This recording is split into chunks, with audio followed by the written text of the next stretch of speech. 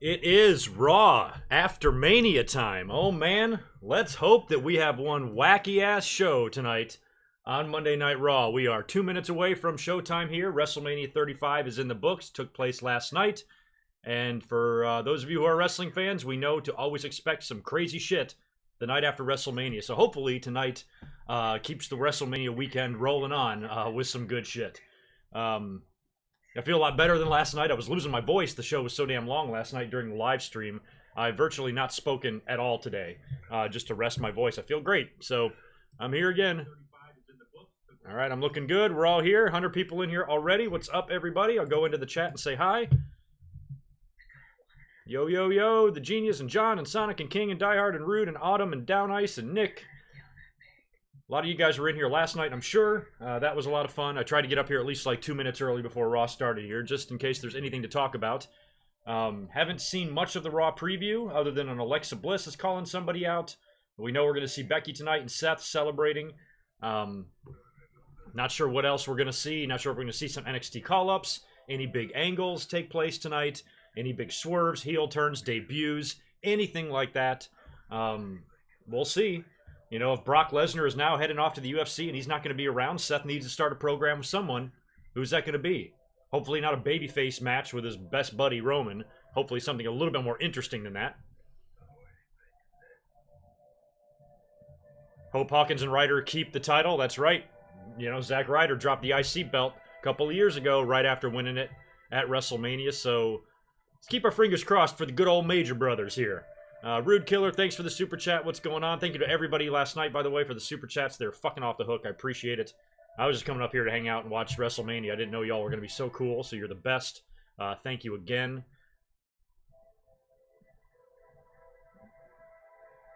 No, I don't believe that for a second, Roaring Metal Man. I mean, there's going to be conspiracy theories out the ass now with this main event finish. You know, to me, it just looks like she was supposed to pin her, and it didn't look right. That's all it was. I really don't think it's, until we hear differently, like credible story about hearing differently, I just believe that that was the finish, but it just didn't look right because Ronda's shoulder was kind of off and she was wiggling. I don't think she purposely did it. I know everybody wants to think the worst of Ronda, but I promise you she is all business, and if she was told to go out there and lose, she's not going to be an asshole. She's going to do it. So I don't believe any of those conspiracy theories at all. I think the truth is a lot simpler than what everybody's making it out to be. Thanks for the super chat, Darren. Yeah, powerful Chicago PD, huh? I didn't see it. All right, here's the show. Who's opening? I figure it's going to be Seth or Becky. I guess that's appropriate that it's Seth. Wow. So happy he's champ. Don't get hurt this time, brother. Please. How Wheezy? How you doing, man? Good to see you. So Catherine is at Raw right now. She just texted me a wacky-ass picture of 3 dudes dressed as Becky, Charlotte, and Ronda, which is hilarious. And she just said that they're chanting, "Turn the lights off," and all these weird-ass chants. So the crowd seems off the hook as usual. It's a very fun audience. This is my favorite Raw of the year, I think, every year. So I'm hoping this is enjoyable. This is about as jacked as we are going to hear an audience all year, so soak it in.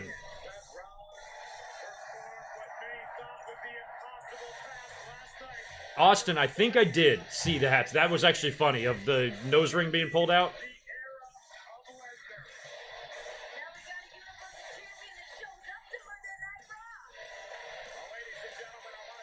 I suck at making PNG files like that. I just don't have the patience.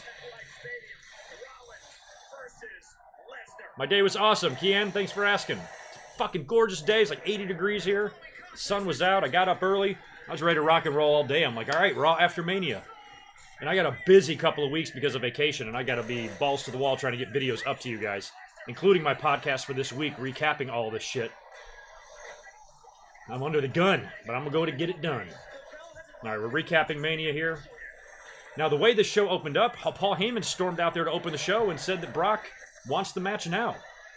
I don't know why any of that was legal. Then Seth comes out, gets the crap beaten out of him on the outside of the ring for what, 3-4 minutes? Then the bell rings. And then Seth took this opportunity. Bam, low blow. That was sweet. People were trying to tell me that wasn't a clean victory. I'm like, bitch, it sure as fuck was. If you get beat up for 5 minutes on the outside of the ring by an MMA fighter, you're allowed to have a low blow.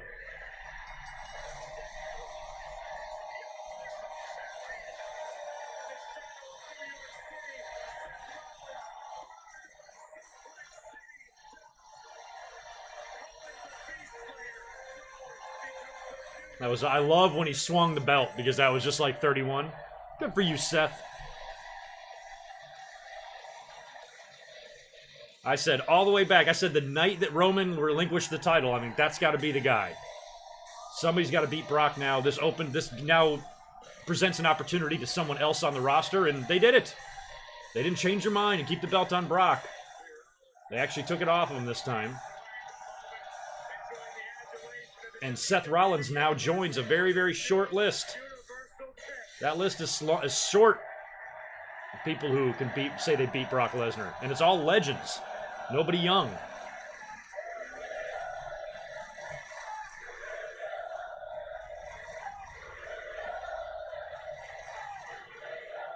Man, that crowd. I wish I was there. That looks so fun.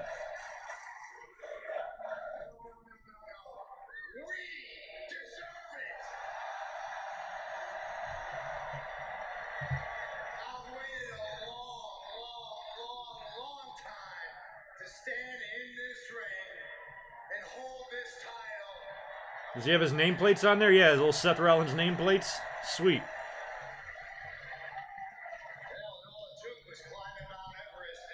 Yeah, if I had to guess here, I'm thinking maybe Roman comes out and congratulates his friend.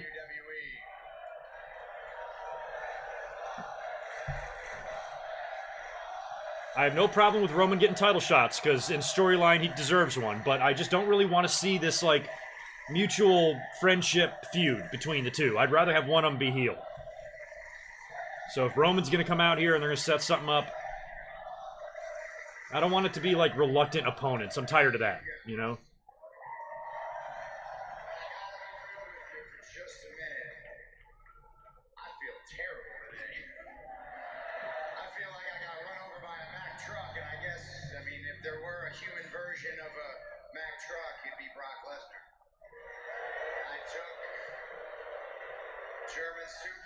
Three curb stomps, y'all. I got ragged all around this ring before the match even started, but I got back up. Devs 30, man, thanks for that super chat. I'll answer that in 1 second. Or I'll read that, I should say. Thank you for that. Everything Brock Lesnar had to dish out, and I got back up.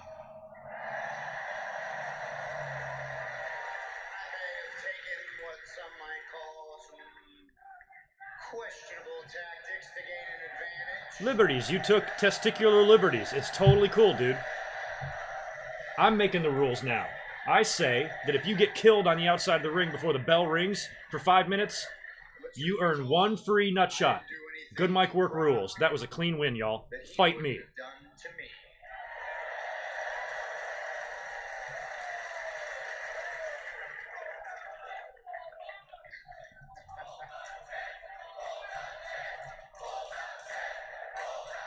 What are they saying?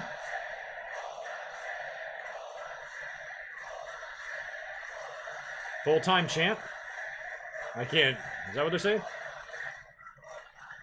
Full-time champ? Is that what they're saying? I got a little bit of news for you guys. Last night after the match, I heard Brock Lesnar and Paul Heyman were taking a flight to Vegas.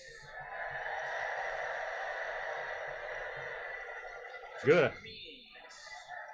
Good. I hope they lost all their money. I'm concerned. I don't know if you guys agree with me or not, but they can stay in Las Vegas. Because Brock Lesnar is no longer the reigning, defending, undisputed Universal Heavyweight Champion. Who comes out? Heyman or Roman?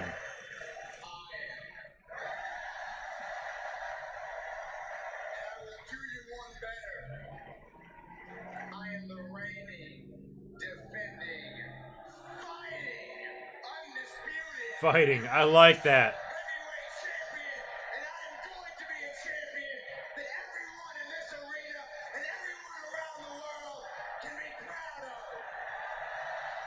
It really feels good to have that belt back on Raw. I mean, I even said that after Roman won at SummerSlam. Oh, I'm glad I put Kofi on the screen here, even though he's not a Raw guy. I wanted to show him some love.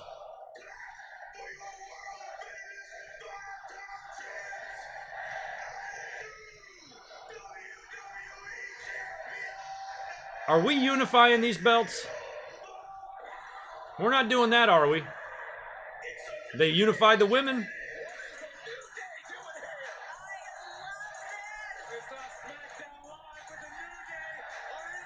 I guess they just maybe wanted to give the Raw After Mania crowd Kofi. I mean, I kind of thought they'd save it for tomorrow and have him open the show and the whole deal and the chanting and the love, which they can still do. We got two champions in this ring right now that the fans are extremely pleased. There's not one person in the crowd last night that was hoping either one of these guys would lose. So that's pretty cool. But the super chat I missed earlier from Devs, I appreciate that, dude. I forgot what you said. Oh, your dedication to your subs is amazing. By far one of my favorite YouTubers. Thanks. Awesome job last night. On a side note, Kofi winning was awesome. Here he is. Kofi is here. It's good to see him wearing that belt. The burlap sack belt is gone.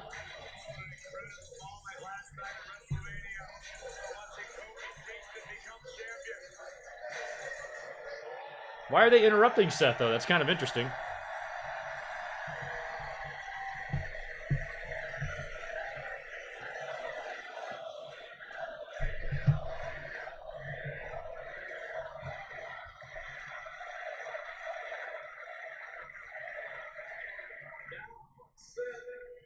can see the look on your face right now. You seem real confused. It's Monday, yes. It's not Tuesday. You're right. You're right. But yeah, the shakeup is next week, right? eyes do not deceive you, for 'tis your boys, the New Day. And this ain't the superstar shakeup neither, okay? That's happening next week. Yeah, it's coming. You see, we're here on Raw because last night was cause for celebration. And we just could not wait to SmackDown Live. Oh, no. Last night, you became WWE Universal Champion. When you defeated the Beast Incarnate himself.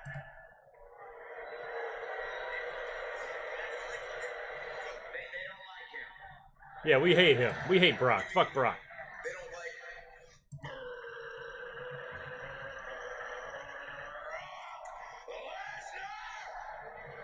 Nathan, thanks for the super chat. You bet one title changes hands tonight / tomorrow?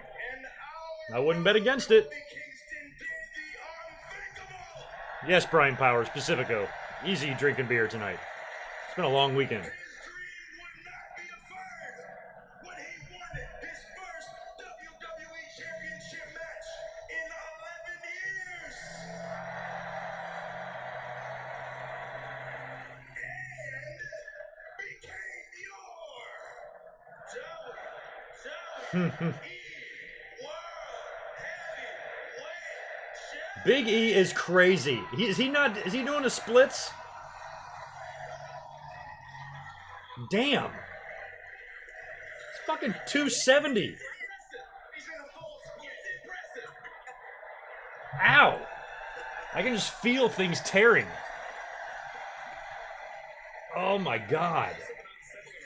There is something very unsettling about that. He's like, oh shucks, no, it's all good. God, Big E.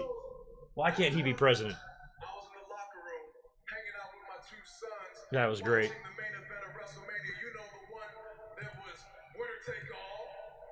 Yeah, I know the one, Kofi. Joey G, thanks for that, dude. I'll answer in a sec. Tag team for Becky Lynch, wasn't it?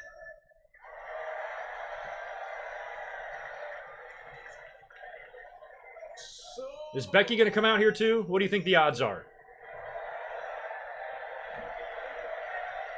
what I'm saying is, how about the New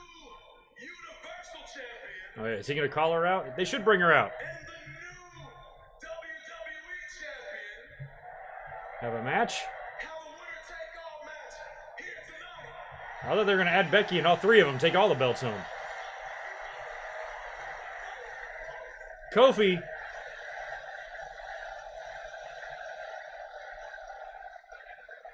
This is like the equivalent of not walking away from the blackjack table. Once you've won. So, no Shield, no New Day, just you and me, one-on-one, title for title. What? Huh?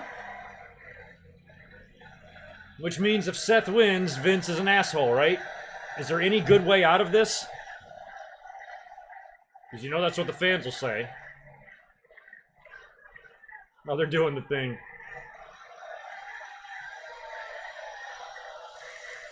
I never thought we'd do a unification match with Kofi and Seth, of all people.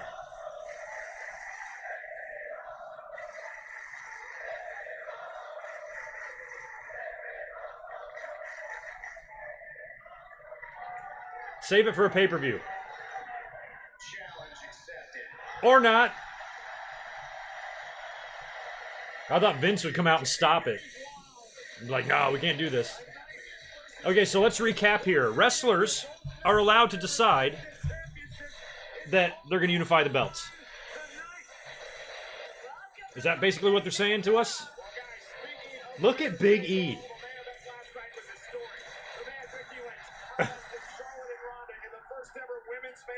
Look at Xavier and Big E. That is the best. Oh my god. God.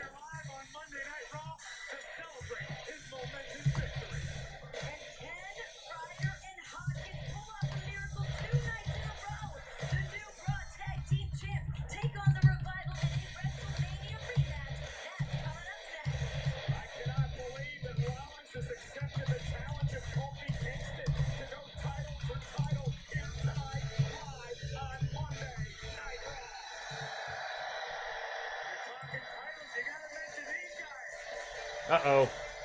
Well, who's the one that called out the title change earlier on? Oh, good comment there on the super chat. I'll get back to that. Let me go back up here to Joey's. Thanks for the $5, brother. This reminds me of when Ryder, Bryan, and Punk were all champions the night after TLC, and the crowd went nuts. That's right. They had the picture together. I remember that. That was awesome. Oh, so we're getting a rematch. Revival is getting a rematch. Oh, shit. That doesn't look good.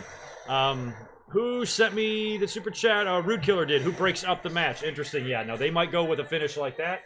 Maybe somebody interferes, breaks it up, does something. But I'm still kind of confused why, if the two world champions decide they want to have a match, and both titles are on the belt or on the line, that's okay. I just thought that would have to be something that came from the authority. We're going to unify the belts and make it a big deal and a contract signing and a whole deal. Didn't know you could just pull that shit off of the opening promo of Monday Night Raw. Tampa Bay Mania next year, a whole pirate theme it looks like. Maybe they'll bring in Johnny Depp for that shit or something. Yeah, Kairi Sane has got... Hopefully Kairi Sane will be on the main roster by then and maybe have a match at WrestleMania. She doesn't need to debut there. Hopefully she'll already be here.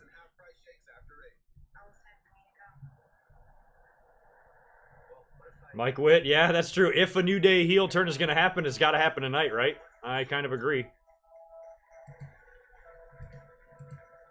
We'll see. I don't know. I mean, Big E, I don't want him to. He's so fucking great.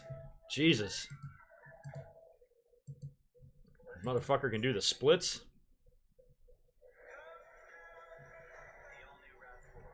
Yeah, now if we get... Who are the... So we got the IC and US, right? We got Finn Balor and Joe. Maybe they do something like that, and they put those two belts together. You know, the roster seems like it's bigger, you know, so, like, I don't know if it's good to unify all the belts, but with the move to Fox, if that's going to eliminate the brand split that they only started in 2016, in the summer. So we're not even 3 years into this, and it looks like they're maybe doing away with it. And the TV deal could be basically the reason for it. That's crazy. Brandon is back. That's great. #1 fan. Good audience in here, 300 folks. Do me a favor, go down there and smash that like button. And please subscribe. I'm up here every Monday night. I will be here next Monday for the shakeup. And then the Monday after that, I'm going to be out of town. So I'm going to miss 2 weeks. Hopefully, you guys have to help me. When is the UK tour? Don't they always go don't they go overseas after WrestleMania like every year? Is that still the plan this year? So I'm hoping we have a Raw or SmackDown over there. And I'm hoping that's the week that I'm gone. But I need your help on the research on that. But next week I'll be here. And the week after that, I will not. But next week will be fun. I mean, if they're doing the shakeup, they might... I mean, the shakeup might even be renamed to just bringing everybody back together. I don't know how they're going to do it because the shakeup seems so stupid when on TV in the past few weeks. They've been shuffling guys around. Look, Kofi Kingston is out there on TV right now. Charlotte and Becky have been all over Monday Night Raw. You got the NXT guys going back and forth to both shows. It feels very much not like a brand extension at all. Or a brand split, or whatever the hell it's supposed to be called. I don't really know.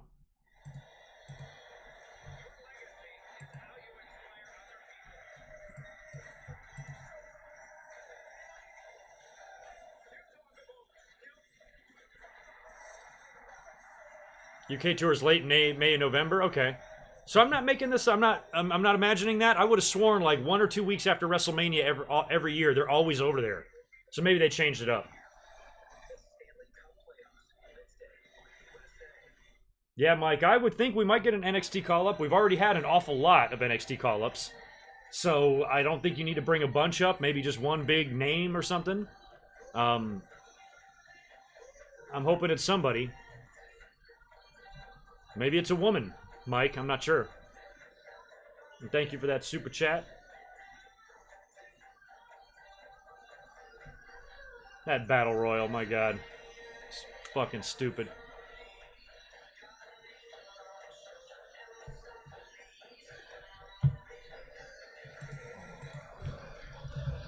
All right, Revival, are they going to do it? Does Ryder's bad luck continue?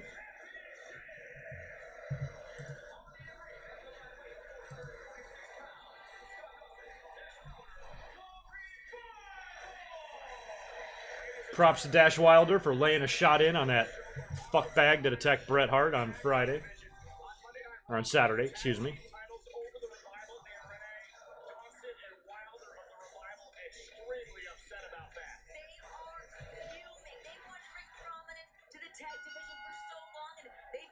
All right. We're going to get a title change here, or no? What do you think? Yay or nay?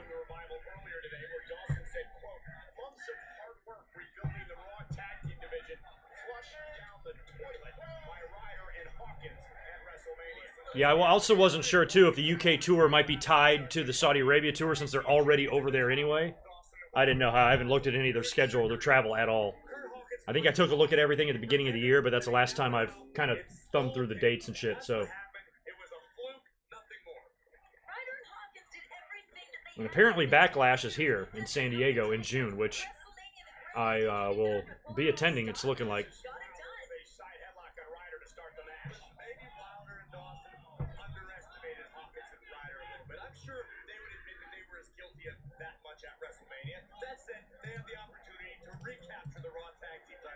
I got a feeling they're going to do it, y'all. I think they're going to take I think they're going to win the titles here. Or regain the titles.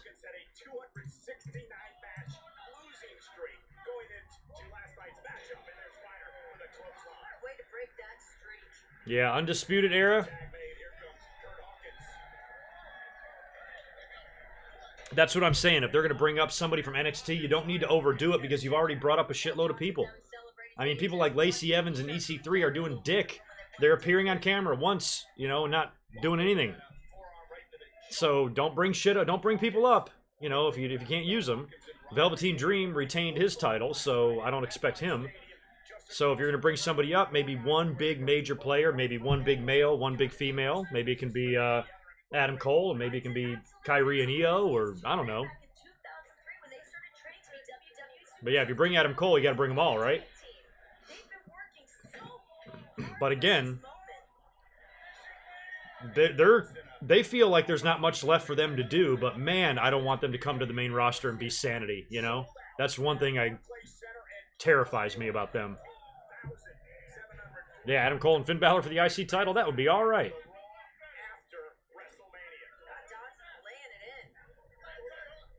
All right, we'll see. We got the Revival versus Hawkins and Ryder rematch from last night. In case you are just joining and you don't have cable or a TV or a computer or a phone or electricity, you can just watch me.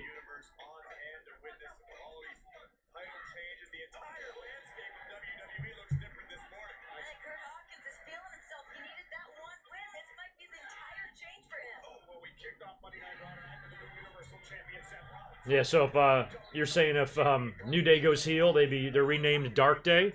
I think their name could still be New Day because it's a new day. They're now heels. So maybe instead of the New Day, they are a New Day. They don't have to change their name at all.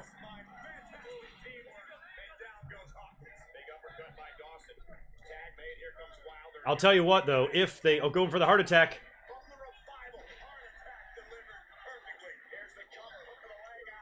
And he kicked out of it? Bullshit. If Ryder and Hawkins do drop the belts back here to the Revival, they gotta split them, right? They gotta split Hawkins and Ryder. Not that it matters, but...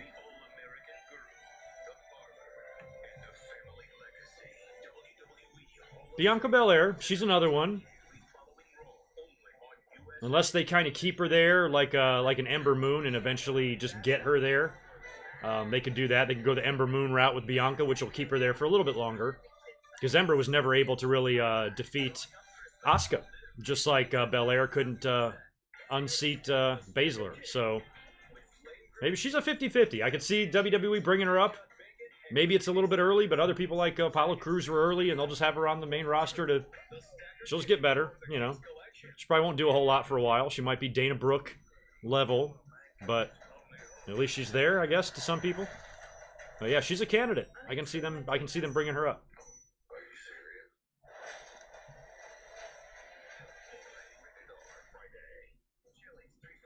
If Hawkins and Ryder lose, are they buried? I don't know. Probably. They... Poor Hawkins, man. Or poor Ryder, I should say.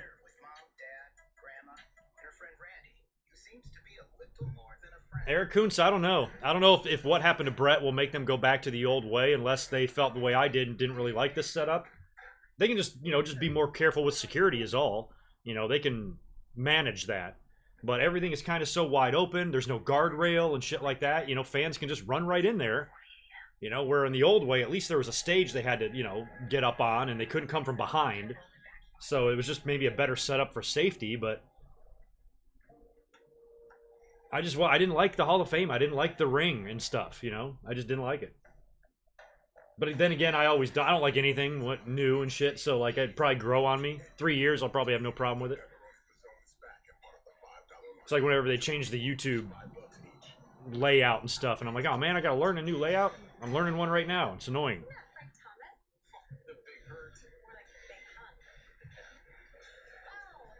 Drew Gilmore, you are just getting here? Looks like we're getting a unification match. Seth came out to open the show, and he was interrupted by the New Day, and Kofi laid down a challenge for winner-take-all.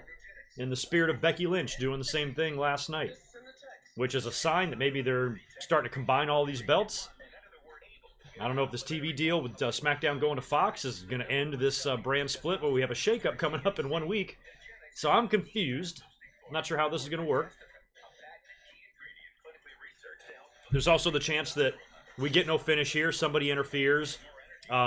Authority gets involved, Vince McMahon or Stephanie or somebody like that, and changes the rules. Otherwise, I don't know if they go through with this and we have a winner tonight, and Seth, for example, beats Kofi. Kofi never even gets to have his fucking... celebration tomorrow night on SmackDown. So I'm thinking they don't go through with it somehow. This is the only thing I can imagine here. But if they don't go through with it, you have to book it in such a way that without them going through with a finish doesn't disappoint the audience. So maybe you can have a big time return or run in or something like that. Not an ordinary person like a Roman Reigns or a New Day unless they go heel. So I think you need to have a Roman or a New Day heel turn, or somebody big needs to return and interrupt the match. But who's out there? Who are the big names out there that could even surprise us to that degree? Bray Wyatt? Not really. You know? The Rock? I don't think so. The Rock would have been at WrestleMania last night if he was here.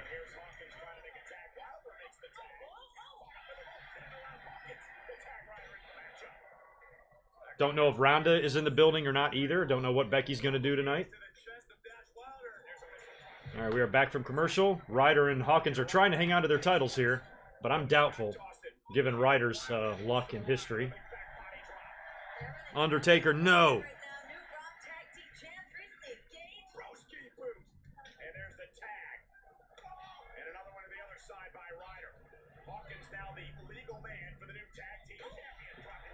Damn, Ryder's got an interesting looking CM Punk. There you go.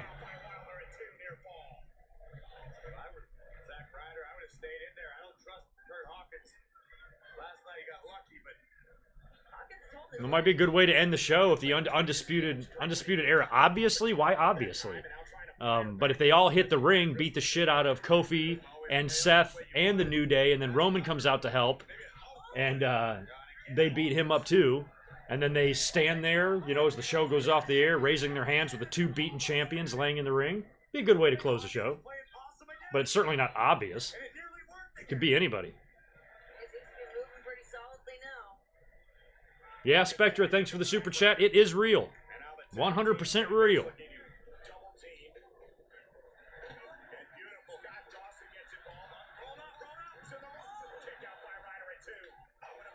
Yeah, Brock or Bryan or both, you know. I got a feeling Brock's gone, but... Or gone for now, anyway. But yeah, you know, none of this stuff is going to sit well with Bryan at all.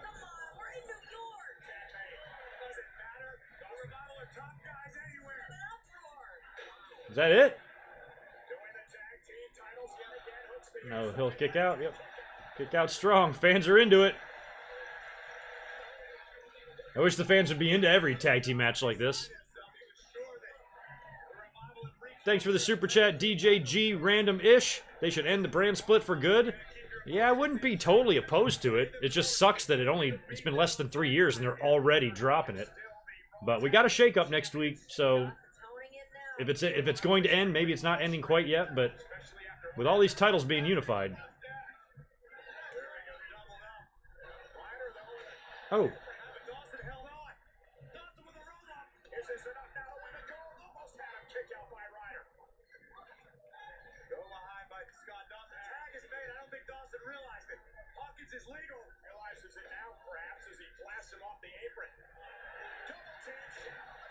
Oh. No, roll them up. They retained. Yeah, actually not a bad match. Not a bad match.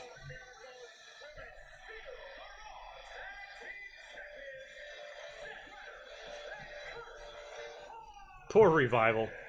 But they retained. That's good. I'm happy for Zach.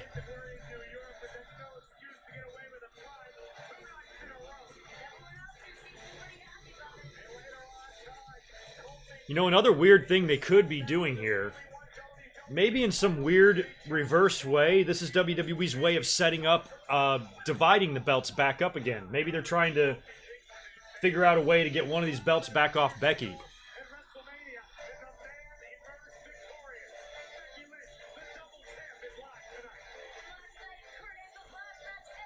Trying to think of how they could do that. You know, Vince sticks his nose in and says, you can't have two champions or whatever, and since you won tonight, you're going to be on Raw. There might even be a way of them reversing the belts, too. Maybe they want to try to figure out a way to get the Universal title over to SmackDown for a little while and make that the belt over there and put the WWE title on Raw. Maybe all this mixing and matching is a way to do that. I don't know. It's possible. And maybe something happens tonight with Becky. I mean, they could just do something simple where Vince comes out and says, yeah, we got two shows, and, you know, Becky, I hereby strip you of the SmackDown Women's title, and we're going to have a tournament on SmackDown, and Charlotte can win, or whatever the fuck. Who knows what the hell they're going to do. I'm lost. I'm lost in all this. And I definitely know, and I do want to, like, chill all the comments on the Fox stuff. I definitely understand, and we know that Fox, because of this amount of money that's involved in this TV deal, they are going to have some influence, but not everything is going to be because of Fox. You know, I mean, I don't think that this Kofi and Seth thing is necessarily because of Fox. I think this is some angle, something they're doing. I'm not putting all the blame on Fox. There's some things that they're definitely going to have an influence on, but not everything. So I don't think the Fox argument applies to all of it. Oh, Tar, thanks for stopping by, brother. Can't be long, that sucks. Just want to say hi and what's up. Well, I appreciate that. Sorry you can't stay long. It's a Raw after Mania, man. Wish you could hang out longer. Wow, Mike Witt, thanks for the $2. Revival versus Bucks at Double or Nothing. I don't think so. There's not enough time to release these guys in a 90-day and all that shit. I don't think so. They may be on their way out, though. You know, who knows?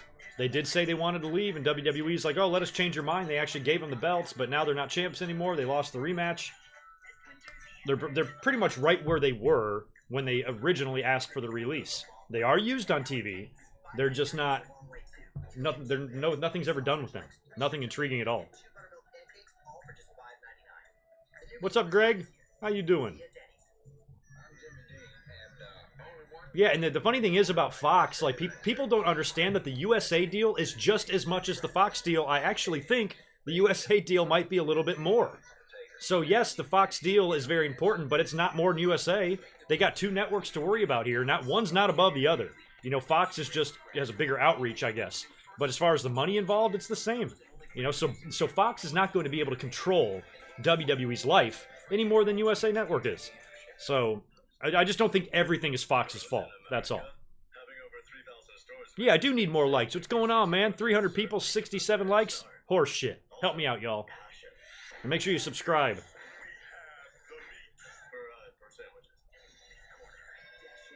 Yeah, Bucks are already booked anyway for Double or Nothing.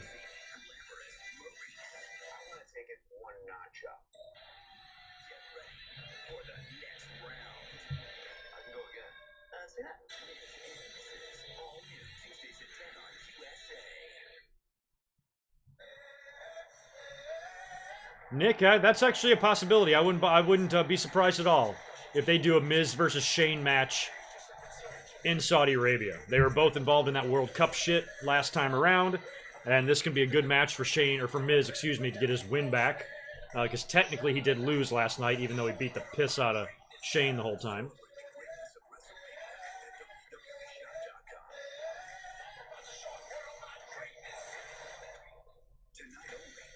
Yeah, TV deals and advertising pays the bills, man. So if the networks want more content, you got to give them more content. That's why they pay you.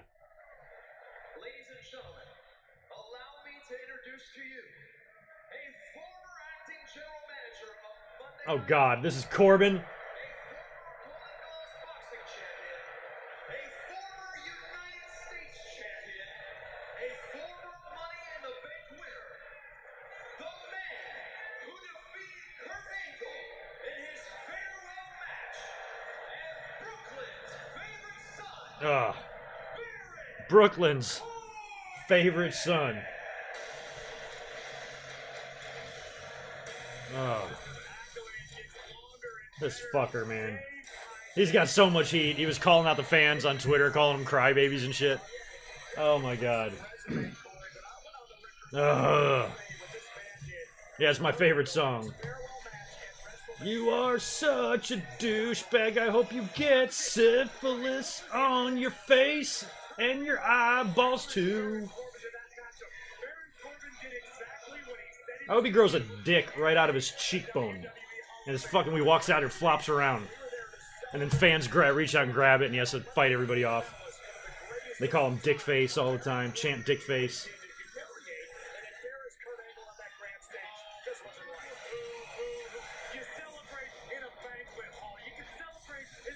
I'd love to kick Baron Corbin's ass, but I'm worried I'll kill the gerbil.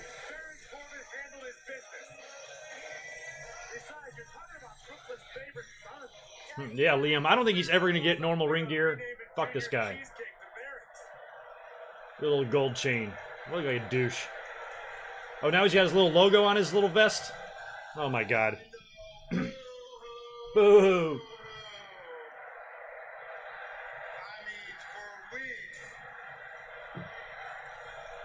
Hey, remember that Money in the Bank briefcase you won? What happened to that? Where is it? Trademark raucous crowd here the night after WrestleMania. Certainly opinionated, always loud. Thank you. I take that as a compliment. I mean, for weeks, I've listened to all of you whine and cry that Kurt Angle deserves someone much better for his final opponent at WrestleMania. Yeah. And even though you guys didn't think that guy was me, Kurt Angle did. He chose me. And I showed all of you. I would have rather seen Kurt Angle wrestle a bowling ball than you. Hit that bowling ball with some angle slams and an entertaining shit.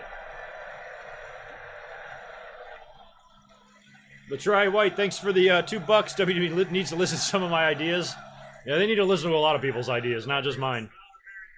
But thank you. Like an angry ball with the WWE Universe. Shut the fuck up. New York, real classy. I expect nothing less from a bunch of dirty New Yorkers. Dirty New Yorkers. They're dirty, y'all. His favorite son. He is. Doesn't mean look. Even with my long list of accomplishments, I'm used to people doubting me. And as usual, I proved them wrong. Last night I proved that I am better than an Olympic gold medalist. Yeah, we know Baron Corbin. And after that dominating victory, you know what? I feel like I deserve a gold medal of my own. He's gonna put on a gold medal. Oh, good. Kurt Angle gonna come out here and have one more match, please.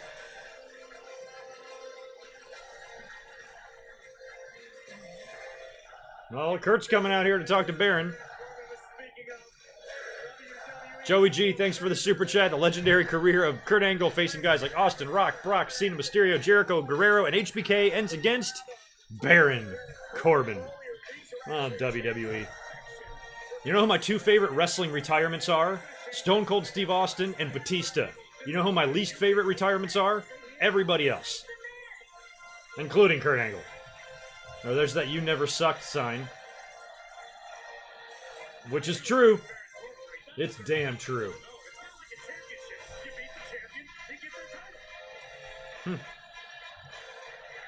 Corey is actually supporting this give Corbin a gold medal idea.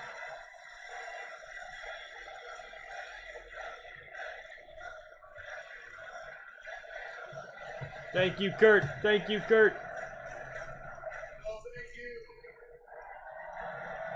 Listen, man, last night, you were the better man. And my career is officially over. And yours is just getting started. So I wish you all... Is he going to bring back Jason Jordan? Just an idea. Classy gesture with a left-handed handshake by Angle. Yeah. Bad luck. Oh, he's just going to Angle slam him? I take back everything I said about Kurt Angle's class and dignity. They're just going to have him beat him up?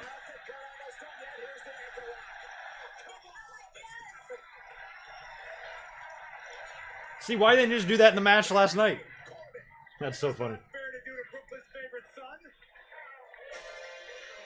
That was dumb. Lars? Oh, God.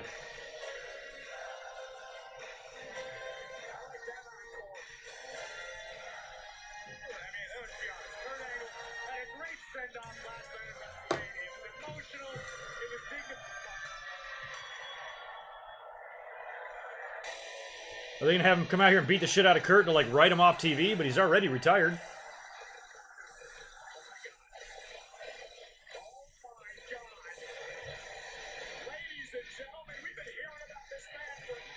I forgot about Lars.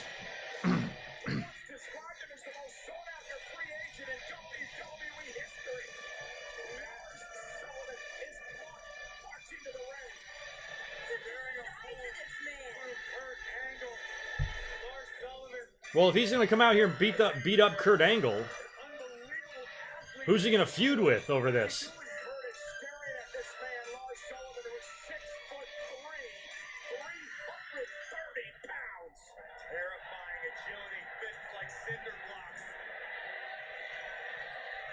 Look at Kurt's face.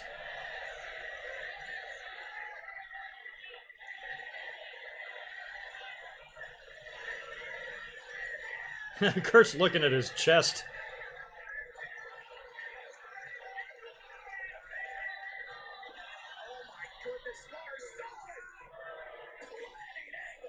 Oh yeah, maybe John Cena winds up fighting on Angle's behalf, I guess, right?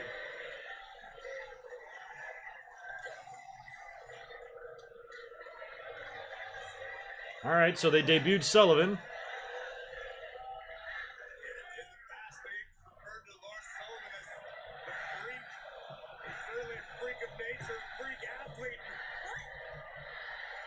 Lars going up top. Damn. That was more of a Bam Bam top rope headbutt than a Benoit headbutt. Benoit was much more straight out.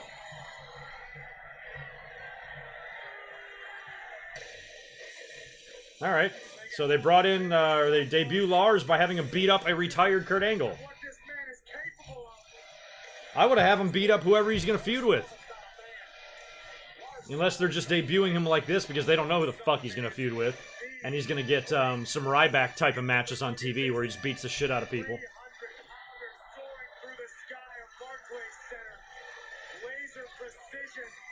He did hit that headbutt perfectly. That was nice, nicely done.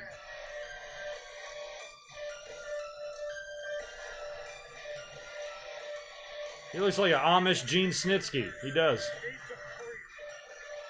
He's a good-looking guy, isn't he? All right, Lars. Whatever.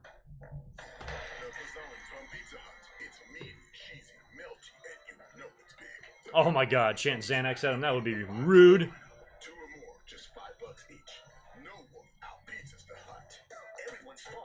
Yeah, that's what I'm thinking. It's like, since they had him attack Kurt Angle here, that's what makes me think they're going to do Dave K, is that they're going to put him on TV and just have him beat jobbers for 2 months. Because they don't... I'm fine with, like, slowly introducing guys, no problem. But, again, like, if you're just doing that until you decide what to do with them, it's just not good, because that's when shit can be put on the back burner, and next thing you know, 10 weeks have gone by of this shit. Like they're doing with Lacey. I mean, I don't know what they're waiting for, just to put her with somebody and do something, you know? You want to have her come out there and walk out there a couple of weeks? No problem. But does it have to be for 3 months? What the fuck? It wasn't his fault. The best was when Snitsky punted the baby. I could watch that every day.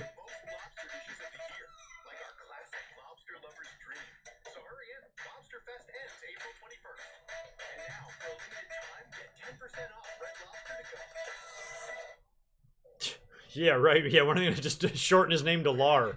That's funny.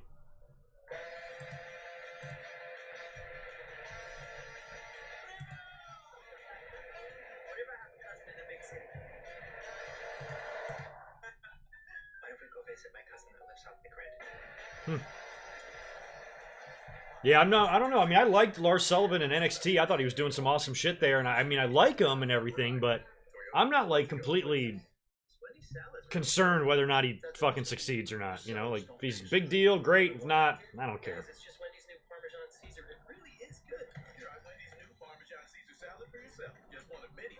Sorry, Lars Sullivan, little brother. I have a feeling I'm a lot older than Lars. I could be his big brother. I could be his big little brother. I could be his big brother half his size. Yeah, and how long until Lars Sullivan is out there in a 7-second dance-off with R-Truth and Carmella?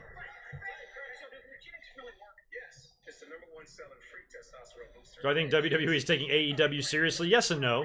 I seriously don't think that they're concerned or thinking about them too much, but they're doing little things to cock block them here or there. We've seen that. Triple H made a couple of mentions of them during the Hall of Fame speech, which was pretty funny. But the fans who think WWE is like shaking in their boots, I promise you, they are not. Not even anywhere close to that. They probably look at AEW as maybe an annoyance or a nuisance or something that they wish wasn't there, but certainly is no sort of threat that's going to undo all of WWE's 60 years of work. It's just not possible.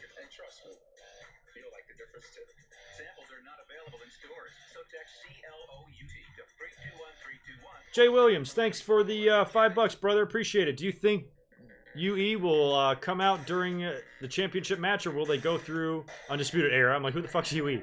During the championship match, or will they go through with the Kofi versus Rollins match? Excuse me. We talked about that. I don't know if they go through with the match. I don't want to see one of these guys lose their belts the next night. I don't. I'd feel fucking horrible for Kofi, and I'd be super annoyed if they did it to Seth.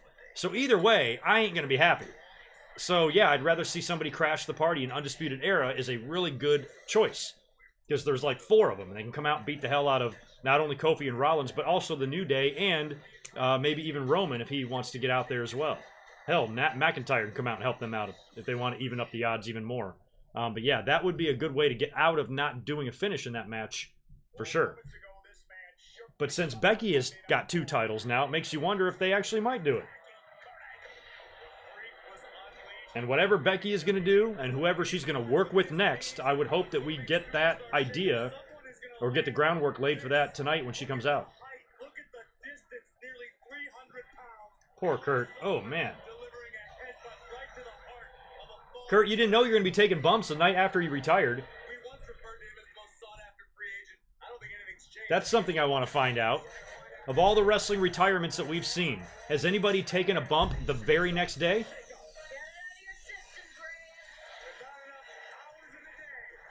Alright, here comes Alexa. She's having a match, right?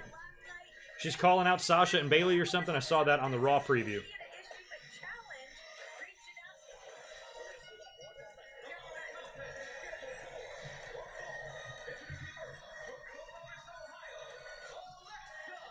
Yeah, good to see her actually wrestling.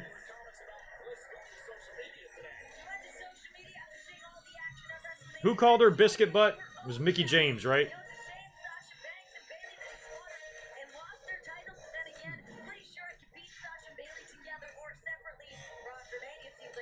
So Alexa wants to challenge them both here. All right, here's something interesting. We're coming up on the top of the hour here.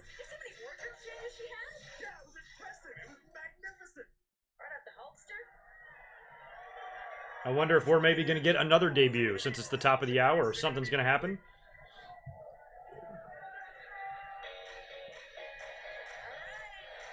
All right, here comes Bayley.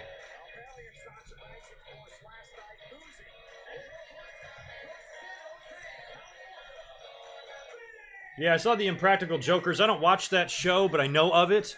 And they were doing the WWE watch party last night.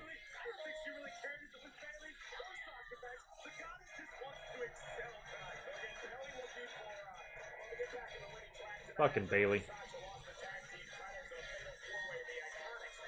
I hope the inflatable tube men turn heel. That would be great.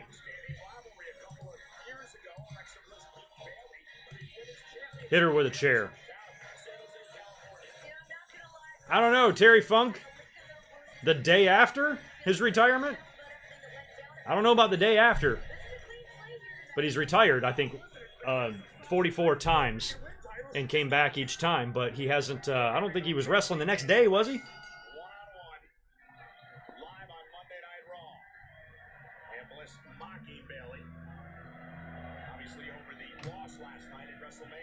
Yeah, why is Bliss have it out for Bayley and Sasha? Why does she give a shit? See, if it's the top of the hour here, I'd do something. I'd do a heel turn. I'd bring out Sasha and beat up Bayley. The camera caught a glimpse of Sasha at the Hall of Fame. I forgot who was in the ring that mentioned her name. And she had this scour on her face, you know? So maybe she goes heel. She just had this, like, disgusting look on her face, like she was absolutely miserable.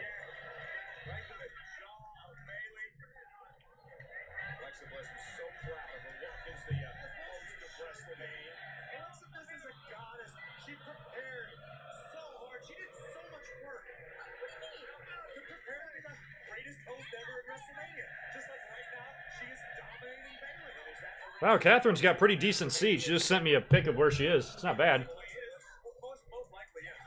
Jay Williams, thanks, brother. Who would you like to see the next contenders for the WWE Championship and Universal Championship? That's what we're talking about, man. Thanks for the $5. I would think Kofi just doesn't win the belt from Daniel Bryan and then go on to somebody else. So provided they don't go through with the unification and Kofi is still champion going into tomorrow, I say Kofi wrestles Bryan again at the next pay-per-view. As far as Seth goes, he's going to need someone new. And that could be set up here in the main event.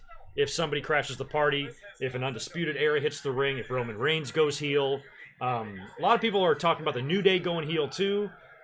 I don't see it. I think it's possible. You have to do something big the night after WrestleMania, so I'm not saying it can't happen, but I feel like they want to ride the rave of the happiness for a little bit. Because right now, why would New Day go heel? You know, they were out there supporting Kofi so hard last night. If they were going to go heel, you'd think they would fuck him over last night. So how do you turn New Day heel? Maybe the only way you do it is have Kofi be champion for a while. Ooh, the sunset flip into the turnbuckle was good. The only way you accomplish that is maybe have Kofi be champion for a little while. That way the New Day or Xavier and Big E can claim that Kofi's getting a big head and he's becoming difficult to deal with and he thinks he's a big star now and that's why they turned on him. But otherwise, like, they'd struggle to come up with a reason. Because everything that we've seen on TV has not hinted, no nothing. And so if you're just swerving and shocking us for the sake of swerving and shocking us, fine. But it doesn't make a whole lot of sense why Big E and Xavier would turn their back on Kofi. And Alexa beat Bayley. Wow. That's interesting. But it depends, Jay. I mean, if we get a unification match tonight and that actually happens and one guy walks out with both belts, then I don't know what they're going to do. That throws a wrench in everything.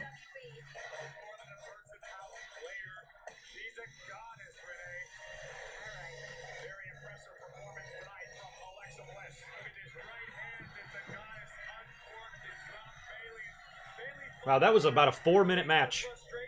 That's going back to the old days of Diva matches right there.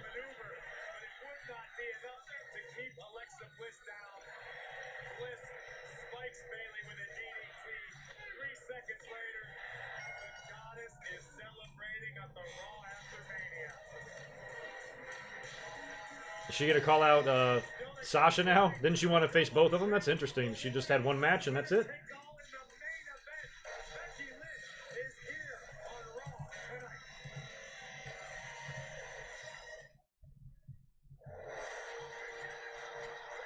Kofi did it. That was so awesome.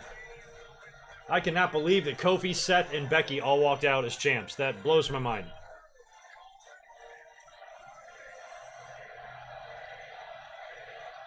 I would love that, moving AJ over to Raw. You know who else I think might head to Raw? Randy Orton. Just have a feeling. I think he's done on SmackDown now. But yeah, I'd love to see Styles come over to Raw. I'd like to see McIntyre go to SmackDown. I think he'd do better over there.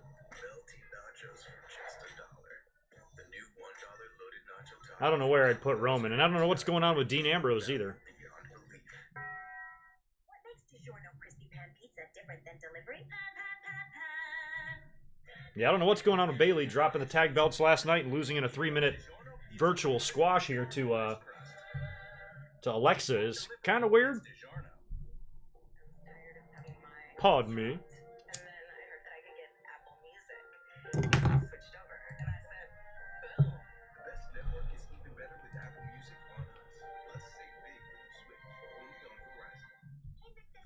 Strowman to SmackDown? Yeah, could be. They don't have too many big guys over there. Really, Joe, that's it.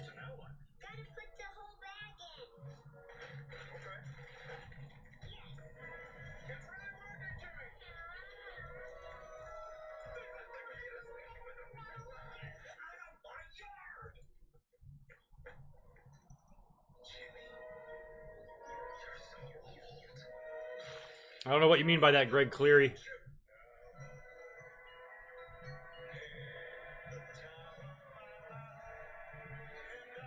Have I never paid attention to this commercial of the Colonel dancing with a fucking bottle of Aunt Jemima? Ew, chicken and waffles at KFC? Nah.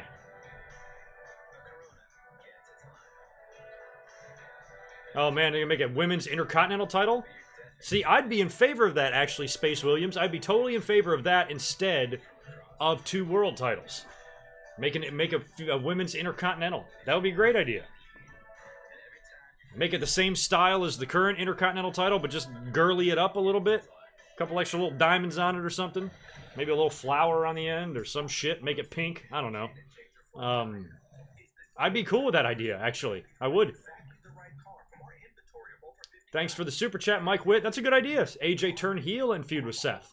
Yeah, again, I mean, I do enjoy babyface matches. There's a place for them. I like them, but sometimes I guess I'm just over him currently. So if AJ came to Raw and feuded with Seth, I would prefer him be a heel. Totally.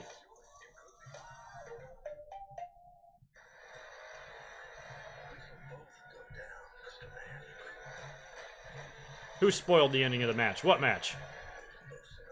I missed it.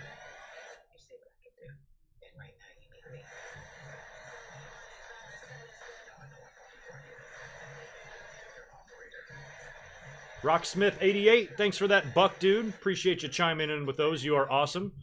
Just a buck? Don't worry about it, man. You don't need to give me anything. None of y'all do, but I appreciate it. So the Divas IC title would be a Divas title. Yeah, maybe. Doesn't have to be that Diva-y. Make it look like the Intercontinental title. Just, you know, like the tag belts. You know, they're feminine-ish. You know, they got some tones to that, so they could do the same thing with the IC. I just think to keep the plate the same because I really like that design. I think it could look good. Make a women's Intercontinental title. Totes. I'm in the minority on the ones that was just meh about the Cena Thugonomics.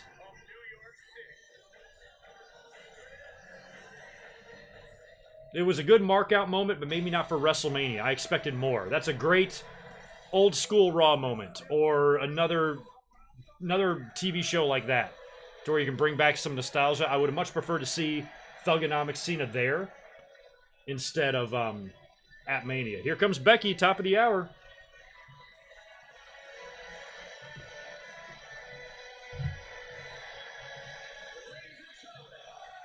Yes, I did know about Seth and Becky dating, and they had a whole lot of sex on top of some championship gold in their hotel room last night. Did they not? Oh, yeah, they did. I hope they wiped some Purell on those belts. You know what I'm saying? But they were also sitting next to each other at the Hall of Fame. I thought that was cool. That's one championship couple right there. Potentially 4 belts between the two of them if Seth walks out tonight and they actually do unify the belts, but most likely 3.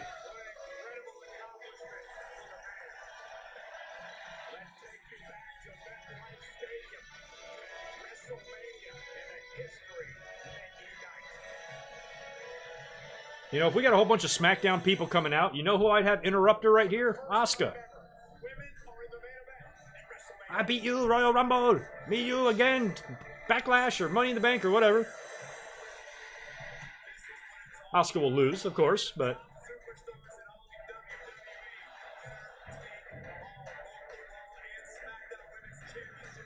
I really regret the finish of this. I mean, it was still a great moment for Becky. The match was pretty good. It wasn't great, but it was good. I think they did well for being on that stage for the first time ever. It wasn't perfect. And then the ending was a little odd with the botch, I guess.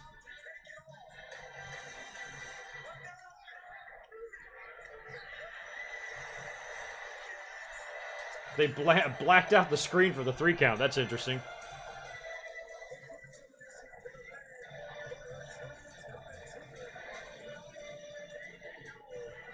What time I sleep? I don't. I'm a robot. I just plug myself in. Usually around 4 o'clock every morning. I only need to charge for 2 hours and I'm right back to normal, so. I was sent here from outer space to change the world one Raw review at a time. They're all singing her song. Congrats, Becky. It's good to see you here with those belts.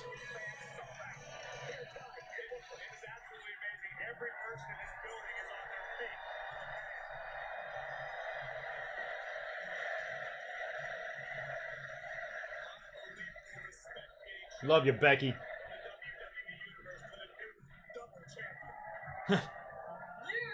Lars better not be wasted. If he is, he should be fired. You cannot drink on the job. He better not be wasted. You're right. Fire his ass.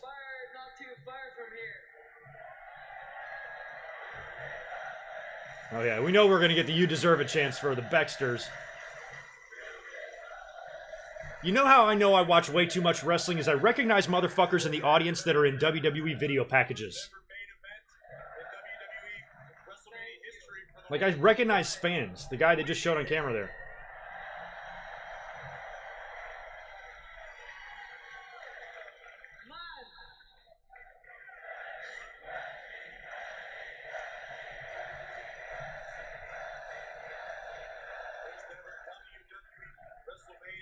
Women's main event. Becky two belts. Becky two belts. Becky Two Belts. Sounds like a t-shirt.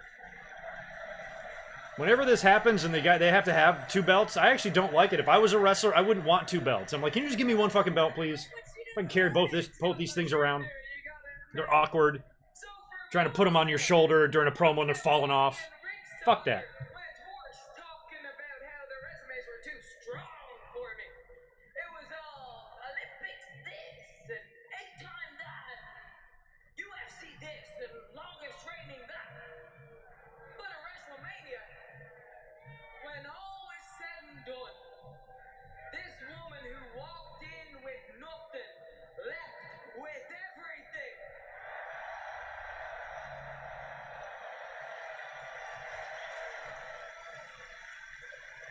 Yeah, WWE's letting her have her moment with the fans here. The botch was kind of a bummer, but sometimes accidents lead to greater things, so we'll see what happens.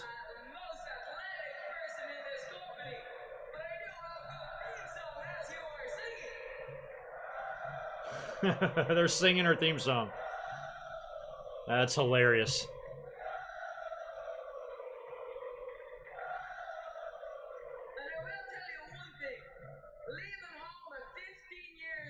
Of all the people to come out and interrupt Becky right now, Lita would be at the very bottom of my list. So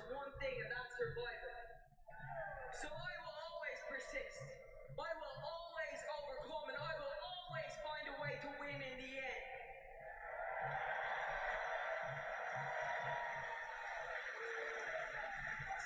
She can be Joey G. I kind of agree. I mentioned last night that some of her mannerisms on the mic, she takes like really deep breaths in between sentences. And I'm gonna prove to you that I'm gonna be the champion. You know, it just sounds kind of funny. You hear that, Ronnie? You little weirdo. So whenever you're done sulking and you want to come back for more, the man will be here waiting to slap the empty head off your shoulders once again. Is Ronda there or not?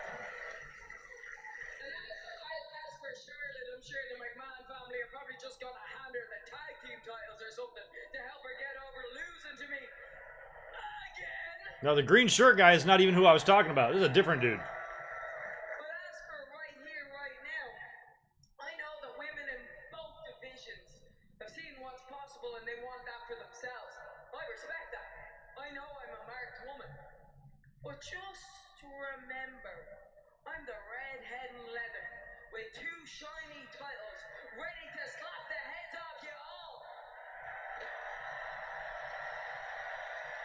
Who's coming out? Nobody? Or just a promo? Just a love fest?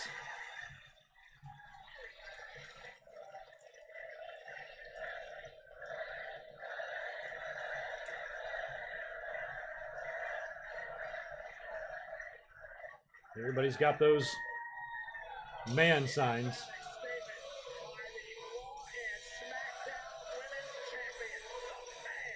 The man. Cole's voice actually does sound better. Oh, speak of the devil, here's Lacey. Well, what's she gonna do? Just walk out there?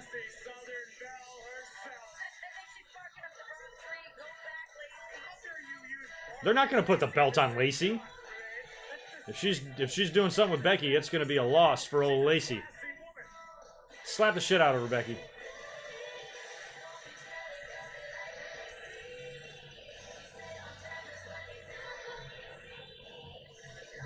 I'm okay with that though. I'm okay with Lacey being a challenger. Oh, she punched Becky. No, she didn't, Renee says. Why don't you go attack her? There, thank you. I was about to say, don't stand there. Yeah, I'd like to see Becky have, like, somewhat of a title run and maybe have a couple of, I don't want to say easy challengers, but just matches that she's going to win. Like, you don't have to put her in there with Charlotte again or Asuka right off the bat. You know, give her Lacey first. After Lacey, give her fucking Sasha. Take the belt off of her at SummerSlam. With somebody else.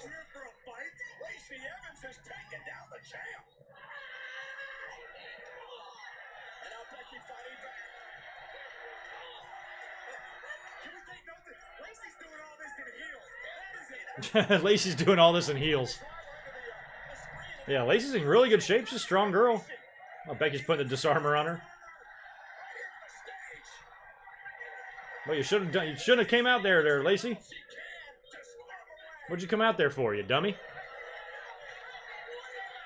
sure this was the night to mess with the man. Lacey wanted the champ's attention. She certainly got it. Everyone's attention. Well, that's good. What that tells me is that Ronda might be off TV for a while. And they're gonna line up a couple of challengers for Becky. Give her a little run here. Oh, there's Ambrose. Dean's last match in WWE. Wow. They're calling it that?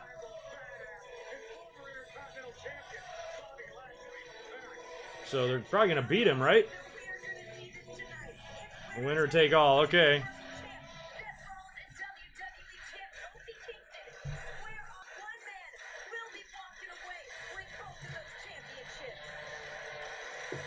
God, that's crazy. There's no way they're going to go through with that, y'all. Excuse me, Seth. People are surprised, even shocked, that tonight's main event is winner take all. Why would you accept such a high stakes challenge? Charlie, I accepted the challenge because this is what I love. Yeah, the Lacey Evans gimmick is kind of weird, too, but whatever. It might work for her. Do I know her backstory? Not much, but military service, right? That's all I know. I'm also a little insulted because this is raw. This isn't I know she trained down south somewhere, and I know she was my show. And if you want to get up Navy. in my face, you better be prepared to I forgot what the fuck she was. consequences for your actions. You know, last night at WrestleMania, Kofi and I, we had the biggest wins of our careers, and now I know what Kofi Kingston is capable of. He is capable of an A-level performance. Yeah, they keep Ronda out for a while. That's great whenever they bring her back. My show and try to take what I have earned, then he better be prepared to bring his A game. Because B plus isn't going to get the job done. I know, right, Reese? I just asked that. What are they waiting for with Lacey? Pull the trigger on her and do something with her. They're starting her off awfully hot, though. You want her to burst on her on the scene and lose her first feud? Things just done differently now, you know? Like, they bring her out there and parade her on TV every week. Instead of giving her some matches and shit. Whatever. I don't care at the end of the day. I certainly don't think that she's going to take the belt off of Becky right after she wins it. Oh, Marine, yeah. Yeah, she's tough gal, that's for sure. Not sure if I'd slap world titles on her 3 months after she's debuted and hasn't even had a match, but whatevs. All right, here's Ricochet. Is he by himself or does he have Alistair with him? Let's hope that he's by himself. Nope, he's gonna have Black with him. I thought they were done as a team. I'd split them up here. They lost 3 title matches in 6 days. Give it up, boys. Go singles.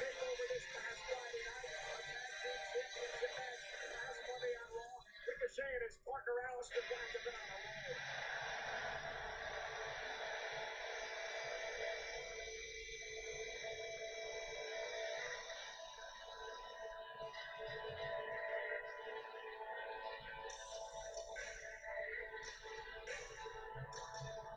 What's the tag match? Who are their opponents here? I would break these dudes up, man.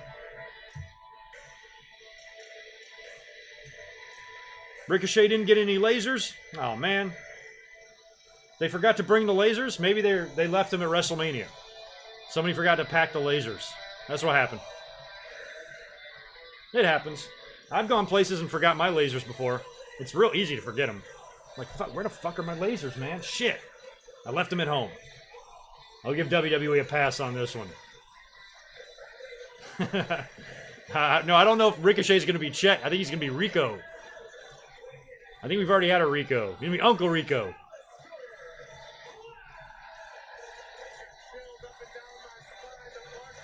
How much you want to bet I can throw a football over them mountains?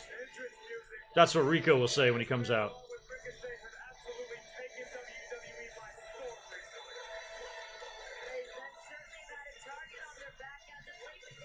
Yeah, the crowd isn't that crazy this year. They're definitely loud. They're definitely just as vocal as every year. Haven't seen any beach balls yet.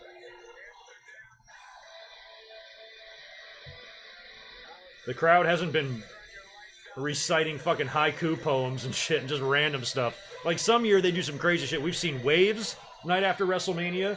We've just seen like random chants like I like pepperoni and all this other crazy stuff.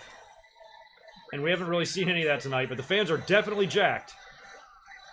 They just haven't gone full crackhead yet. Because previously, I thought the routine for post-Mania Raws during in the entrance, when they're letting the fans in, the security guards pass out crack to all the audience members so they can just be fucking wired when the show starts.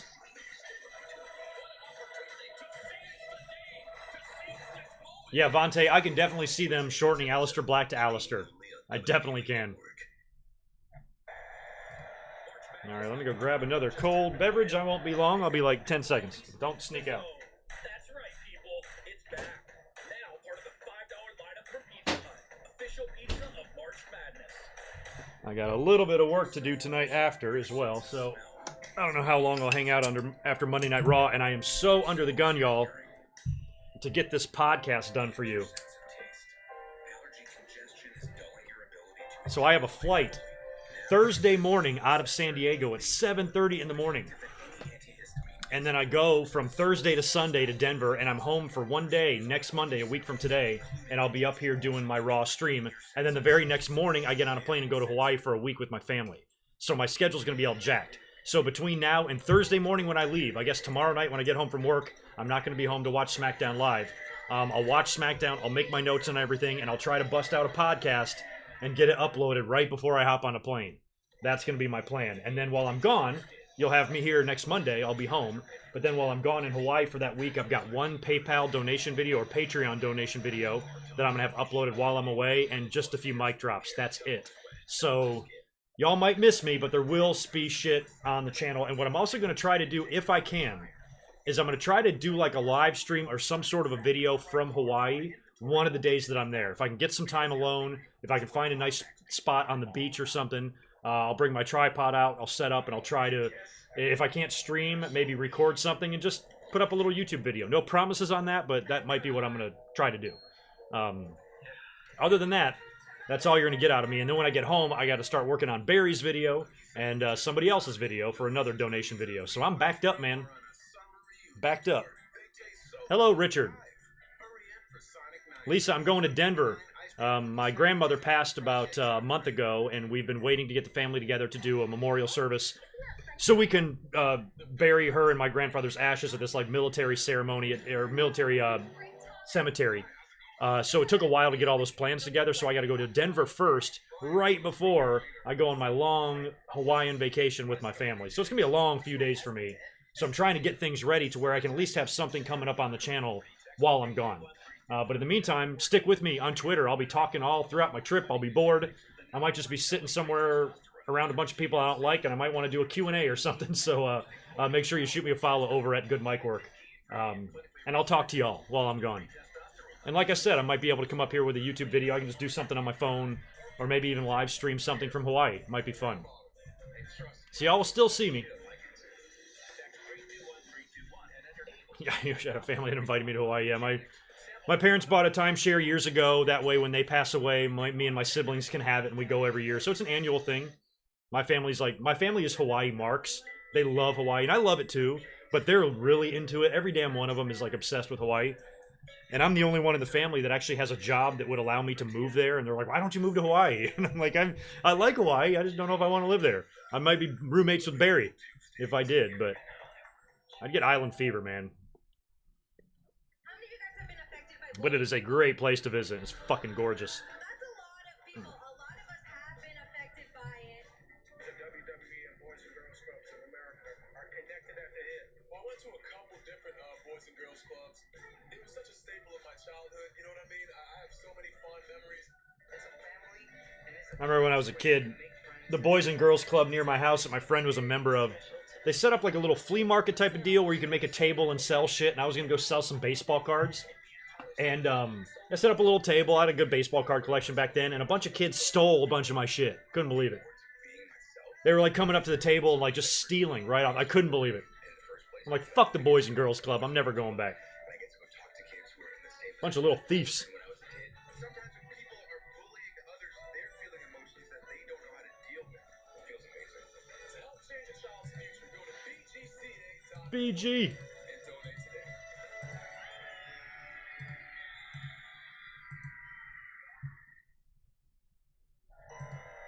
Ladies and gentlemen, to the Raw After. You know what's funny, Tim FU, is you're so emotionally underdeveloped that a comment like that doesn't even make me mad.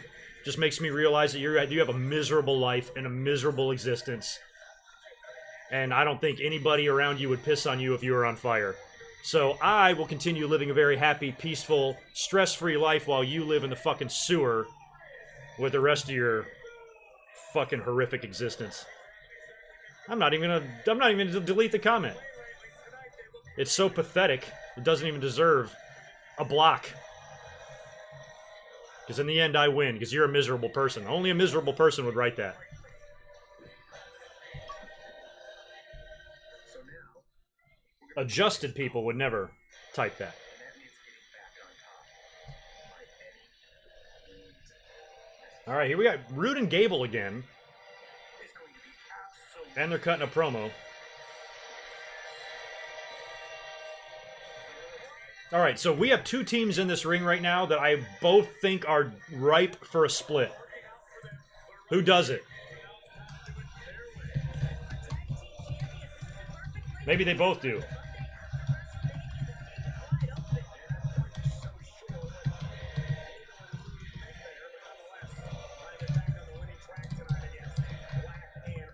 Aleister Black and Ricochet been on quite the roll here in WWE as of late. Dutch Destroyer will start things off against Chad Gable. To Rude and Gable's point, this would be a great way to sort of reset their status, their career path at the moment by picking up a big victory, being the ones that stop the momentum of Ricochet and Black.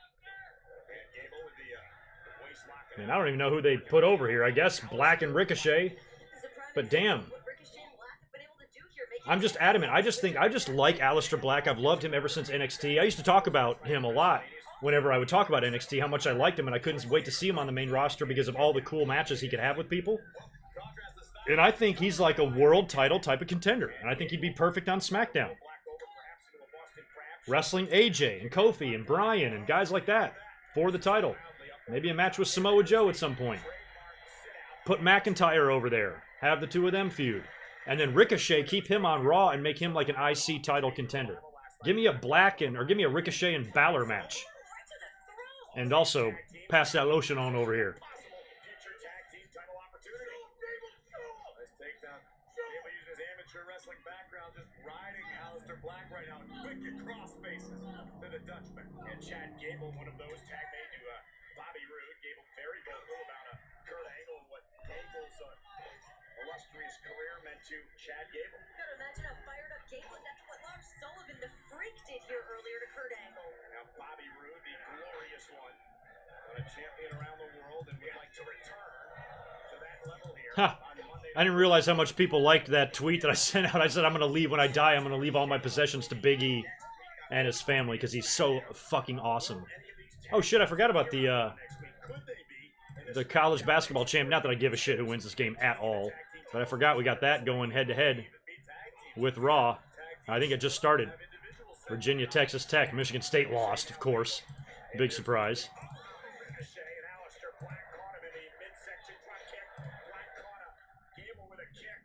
cannot wait for next week. The Superstar Shakeup is one of my favorites. How long have I been watching wrestling, Pedro? 6 months. I saw my first wrestling match in August of 2018. I've been watching ever since. I love it. It's great stuff.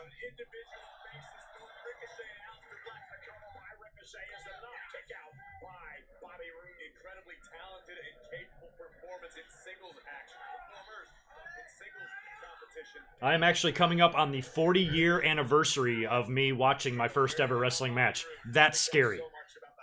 That is scary, now that I just thought about it. Yikes. I'm going to be on YouTube like 80 years old. Drinking, instead of Pacifico, I'm going to be drinking Metamucil on the rocks. Fucking talking to y'all.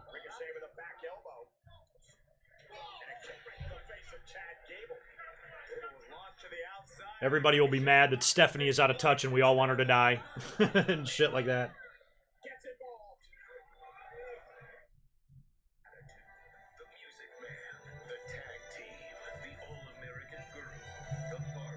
The All-American Girl. That is the perfect definition of Tori Wilson.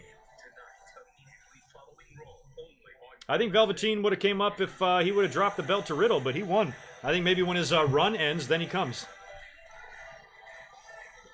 He comes up.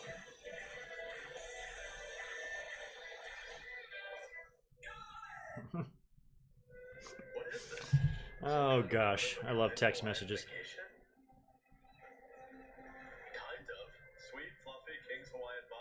Hey, can you imagine my audience at 80 years old? Some of y'all will be old with me. All y'all that I think are young now, that I'm jealous of for being 20, you're going to be 60. So you're going to be old too. I'll be in diapers. You probably won't. Not yet, anyway. But you'll get there.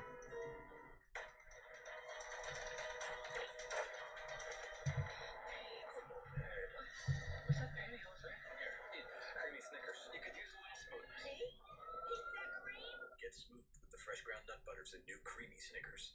Winter nasal congestion. Is it a cold, sinus pressure, allergies? For all of them, there's Allegra D, a maximum strength decongestant plus a powerful... Yeah, damn, Lisa, you're old bat too. 24-hour relief. This winter, the answer is Allegra D. Do you want ready-to-wear clothing without all the hassle? You can with Bounce dryer sheets. We tried one shirt without Bounce. I can't believe, like, just in my I've never gone, my entire life, ever since I've been old enough to work, I've never not had a job. And so I'm, like, now on the other side of it. Like, I'm now more than halfway done with, like, my career and shit. Like, I'm closer to retirement than I am to my first day of work. And that's, like, kind of comforting and spooky all at the same time. I'm like, holy shit, I think I'm going to make it. You know, like, when I was a kid, I was like, holy shit, what am I going to do with my life? How the fuck am I going to support myself? What am I going to do? You know, now I'm almost to the end. And I'm like, huh, fucking did it. Didn't think I had it in me. At least I didn't when I was a teenager.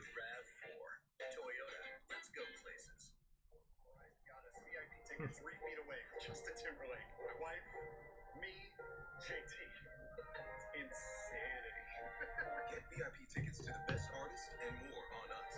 Plus, save big when you switch. Only on Verizon. Guys, I want Yeah, you he ain't a Heartbreak Kid anymore. This is Jamie. You're going to be seeing a lot more of him now. He's the Heartbreak Senior. Oh, no. I get it. Some new guy comes in, helping your mom bundle and save with Progressive. But hey, we're all in this together. Right, champ? I'm getting more nuggets. How about some carrots? You want to ruin your dinner? You're not my dad. It's fair. Hey, where's Flo? I'm uncomfortable with Progressive commercials without Flo. Alright, we are back. Ricochet and Black versus Gable and Rude. If you're just joining, both of these teams I feel like are ripe for a split. They might do one, they might do both, they might do neither. Hell, maybe the referee just gets pissed and beats the hell out of all four of them. I don't know. But Black and Ricochet, like I said, over and over, they came up short in 3 title shots in 6 days. And I want to split them up, have them go singles. I think they'll be better that way.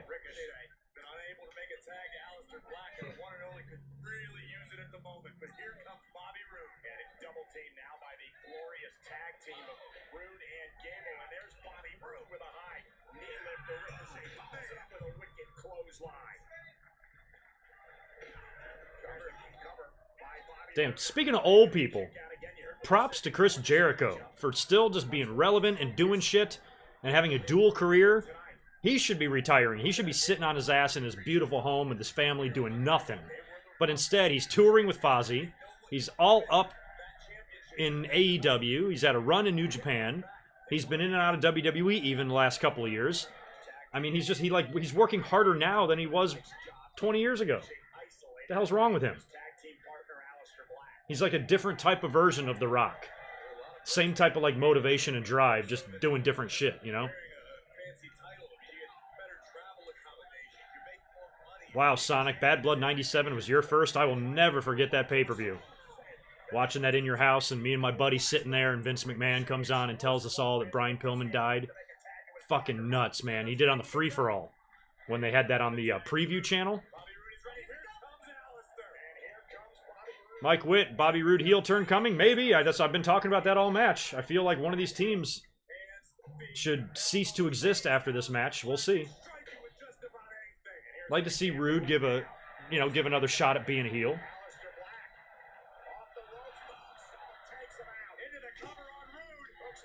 I just think Black is really good. I'm a Black fan. Black is so much fun to watch. Thought he was about to get the job done there. Time to revamp. Every part of Aleister Black. I'm not even a big like tattoo type of guy or whatever, but I just like his whole thing. Like I'm not the type of guy that would ever get a sleeve, you know. But on him, I just like his whole presentation, like his entrance, like his music, like his ring style. I think he's badass. I can't believe Aleister didn't just break his ankle. That was nasty looking, but adrenaline can make you do crazy things. There's the wave. I knew we were going to see it. Thanks for that super chat, Dominique. I appreciate it. I think Riddle and Dream was match of the night. That match was fun. But, I mean, after the Gargano and Cole match, holy crap. I mean, Riddle and Dream was on my list all the way up until that match. I liked it a lot. So I ain't going to necessarily disagree with you. It's just, man, it's hard to vote against that Cole and Gargano match, man. Shit was incredible. Ricochet legal. Yeah, Ricochet about to pick up the pace. Double team black kick right to the ear. Ricochet now. Twisting suplex into the cover by the one and only in this matchup as he hooks the leg and Chad Gable. We got the fucking wave going, y'all. That is great.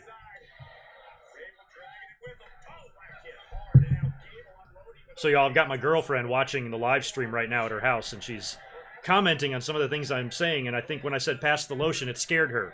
So Miss Elizabeth, I'm very sorry to frighten you. I was talking about the match quality, because the match is so good. It's one of my sayings. I should. You guys have even said I should get the t-shirt made, pass the lotion, but that's a little creepy. And if I submitted that one to Pro Wrestling Tees, they might be like, I don't know.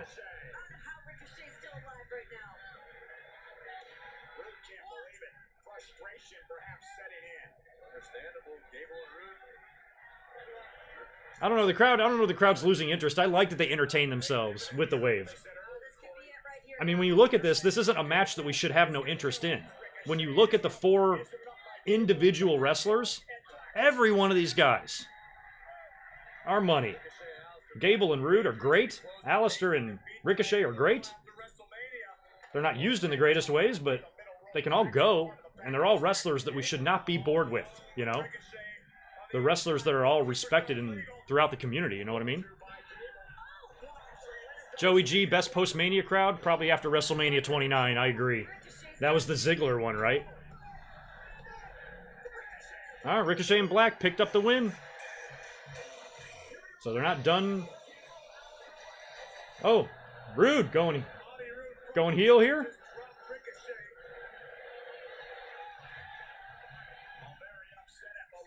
Yeah, how Weezy, I need to make another t-shirt design. I got a whole bunch of like good ones though. I don't know what to do. I need to sell a few more before Pro Wrestling Tees will let me have more. And I've sold a good amount. I just haven't sold, I think, what they need. So I could take away one of the designs and add another one.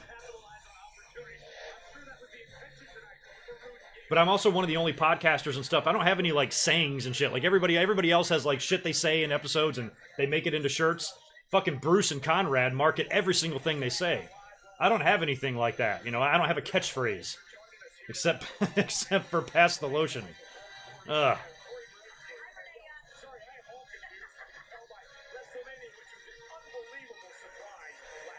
Well, Gable and Roode are still together. I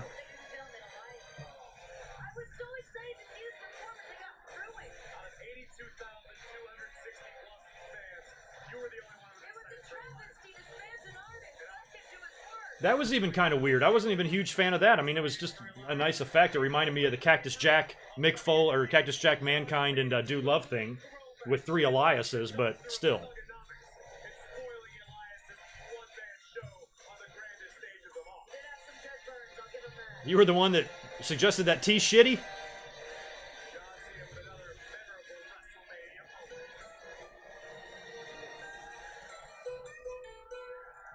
Good. I'm glad you're relaxing, Elias. Kind of a rough night for you last night, man. 2 years in a row you got your ass kicked by Cena. Sucks. Oh, shut up, Michael Cole will be good. I don't know, that might be slander. It might be not allowed or something. Maybe shut up Cole, not shut up Michael Cole. It was ruined by John Cena and his rap music. If you even want to call that what he does music, man, I could do that in my sleep. It's okay. Because tonight the McMahons decided to give me plenty of time to perform my rock opera. My rock opera. A rock opera? He's gonna do a rock opera tonight? Mercy to anyone, to any poor soul who decides to interrupt me. I don't care if it's a legend, a Hall of Famer, someone from NXT, or Mr. McMahon himself.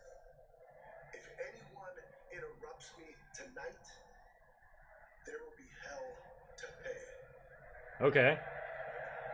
So that means somebody's interrupting him tonight. tonight.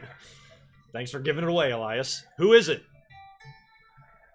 Yeah, Dina's alive. He's got a match tonight. It's his final match.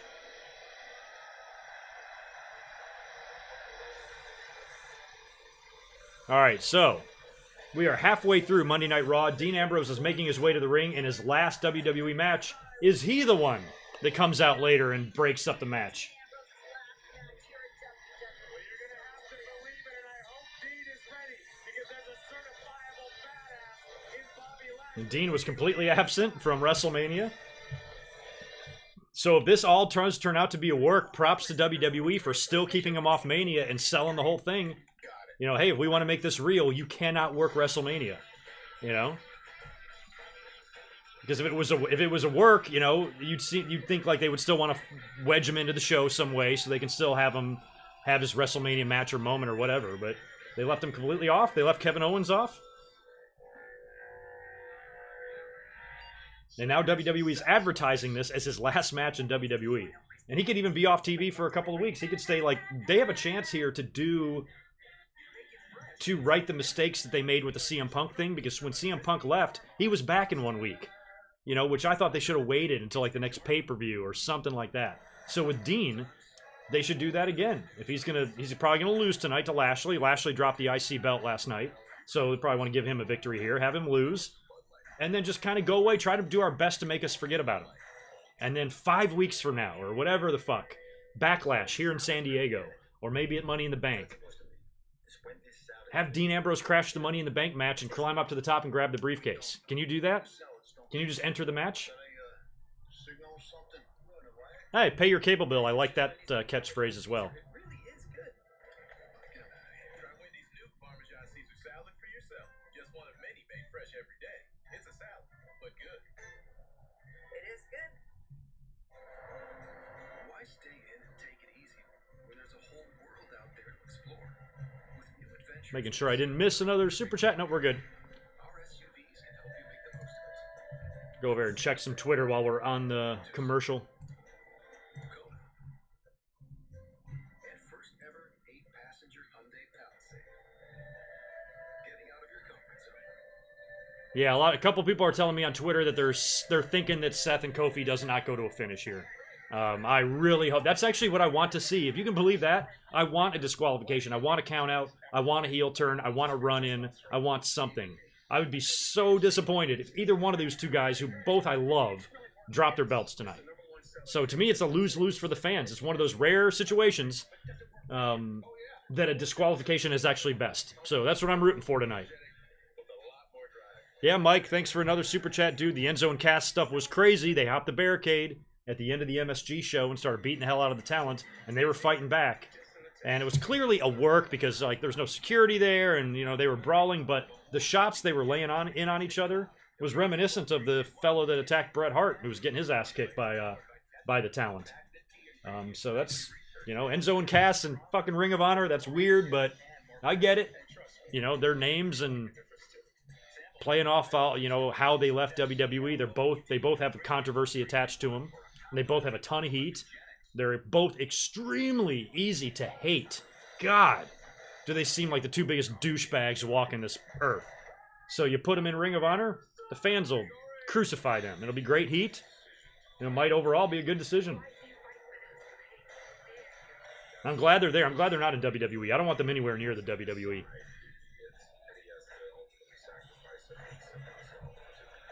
Hey, and props to Enzo. I always considered Enzo, you know, kind of like a fucking wimp, you know.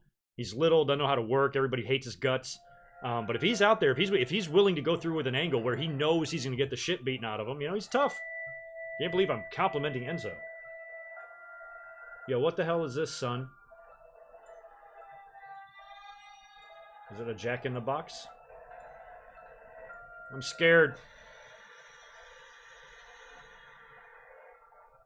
What the fuck is that thing?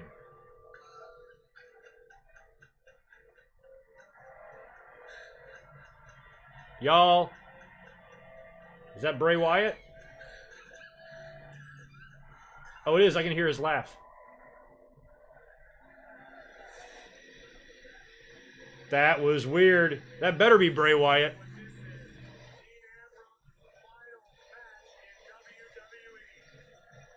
A lot of people recommended the Enzo shoot to me, Rocksmith. I gotta check that out. A lot of people said it was good. I mean, I think deep down he's a good dude, but goddamn is he fucking obnoxious, you know?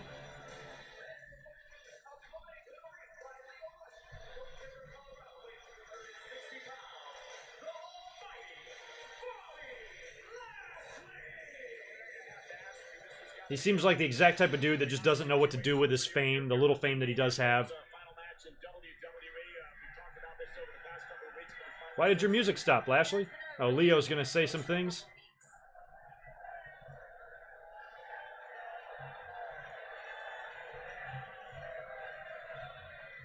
Yeah, well, if Enzo and Cass wind up stealing Dalton's heat, that's on Ring of Honor for bringing him in then.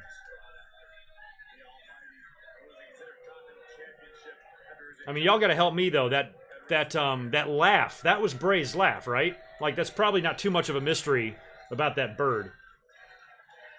Is that bird considered a buzzard? What does a buzzard look like? That might have just been a buzzard. I think we're supposed to follow it, aren't we? According to Bray? Why is Leo not saying words? Words. I have the best words. I know words. Nobody who knows better words than me, Leo Rush. I will say these words now. Get ready, Dean Ambrose. I have a very large... a brain. Oh no, Lashley's gonna talk. Okay. Sting. I don't think it was Sting. Oh! Lashley. Brother. Renee looked into it. Take care of your wife for you. That is fucking gnar. That's awesome.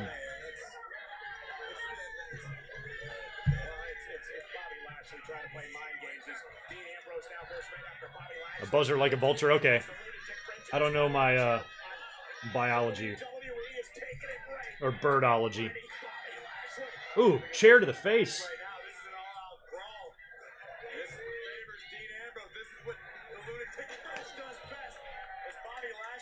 Look at Leo. Psh. Is that Triple H's mom and dad out there in front center again? They've had a long weekend, man. At least they're close to home.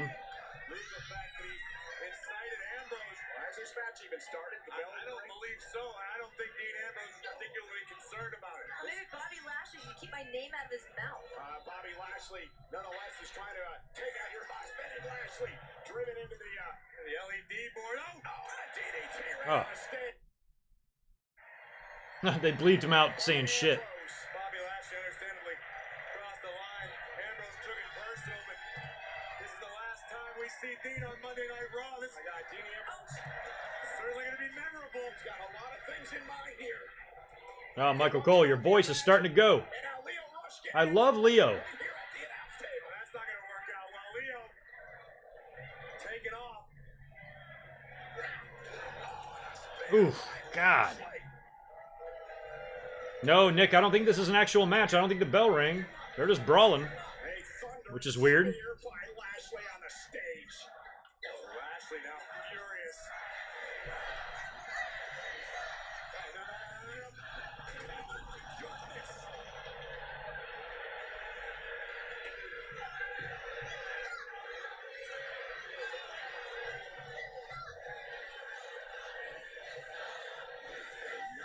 Look at this pain on the face of Bobby Lashley.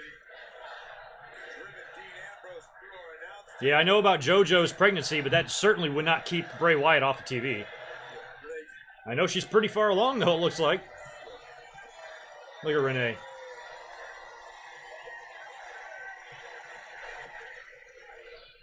Renee should start managing Bobby Lashley.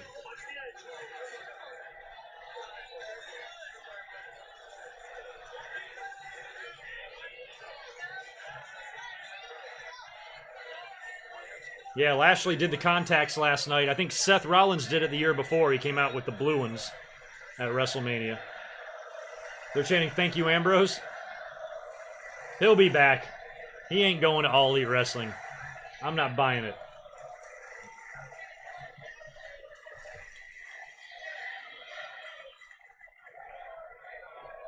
Well, ladies and gentlemen, as they attend to Dean Ambrose, we turn our attention tonight to the All right, we got an hour and 15 minutes left. Winner take all tonight. Kofi Kingston invaded Raw. Will take on Universal Champion Seth Rollins in title for title tonight. Look at there. You're going to get a pop, buddy. Good to see you, Sammy. I didn't know you were ready to be back yet. Monday Night Raw live next. If they wanted him back tonight. If you ever want Sami Zayn to come back on any night, this is the night, because let's just say right now, this crowd is going to sing the shit out of his theme song. I can't wait for the song. It's going to be great.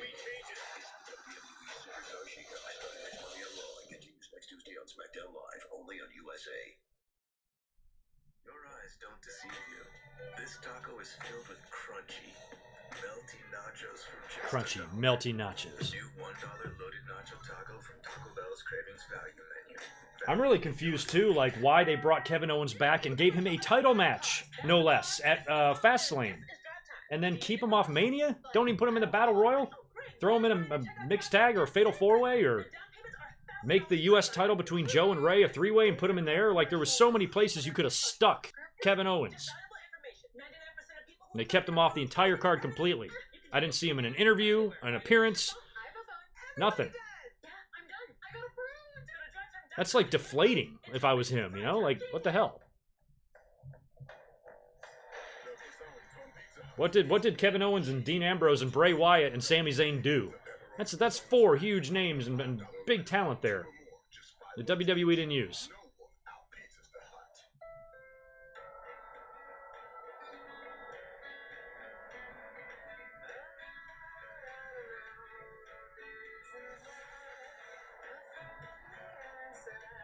I wasn't aware of that transferring heat. Elaborate. Somebody else was mentioning spoiler shit about tomorrow. So WWE posted a preview for tomorrow.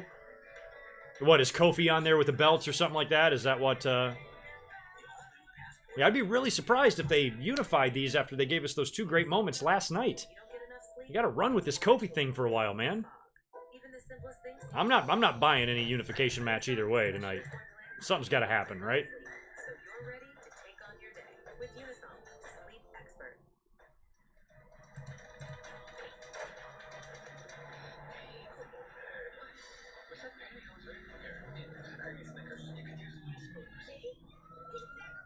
Get smooth with the fresh ground nut butters and new creamy Snickers. I don't like the word nut butter. With the cool, refreshing taste of twisted tea, hard iced tea. Damn, Daniel, that goes way back. Shit. Real iced tea.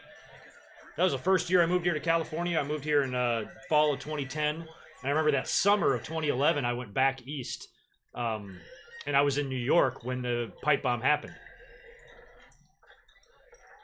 What's up, Catherine? You can't hear us. You can't hear me. There's no way. But hope you're having fun. I saw your picture of where your seats are. They look pretty good. Looks like fun.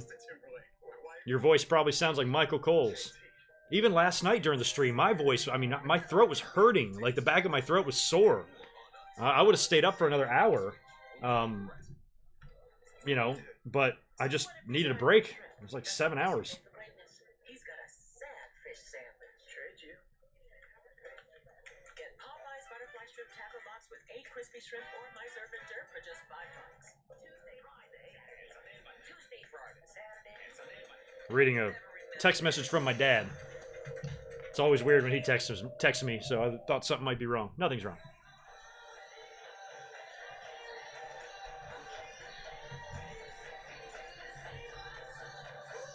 Yeah, how about Charlotte coming in on the helicopter? That was crazy.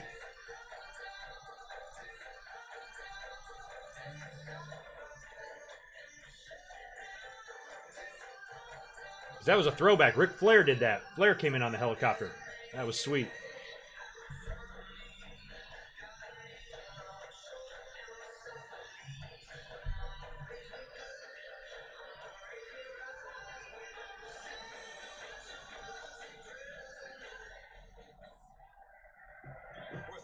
Oh, Mojo.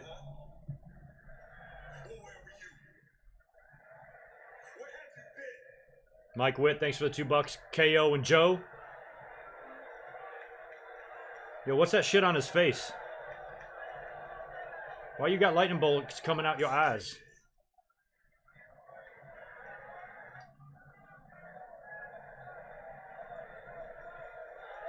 I hate HD. Ugh. Here's a spoiler. That's gonna suck. Whatever it is. Oh, here comes Sammy. Thanks again for the $2, Mike. You're awesome. I would have loved to see Kevin Owens and Joe even a few years ago when Joe was a little more fresh. Yo, why are you laying down, Sammy?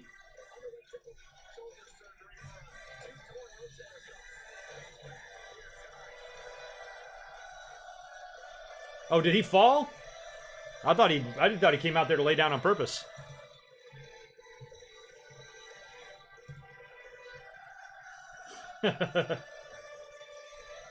Well, Sammy, soak this ovation in, because I don't know if it's ever going to get this loud again.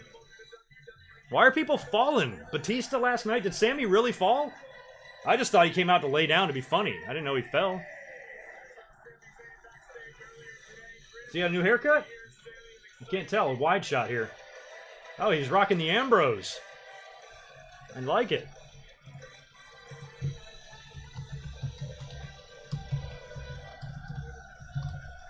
Welcome back.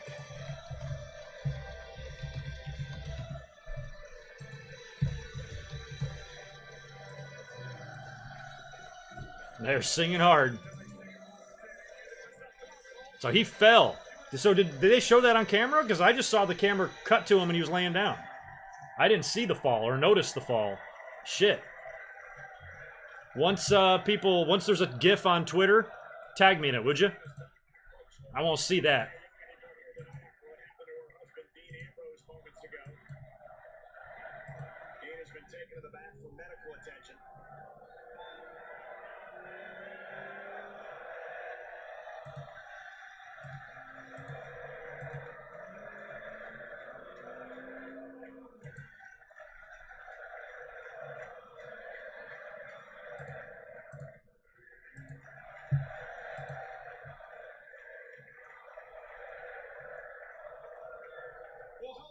Hello.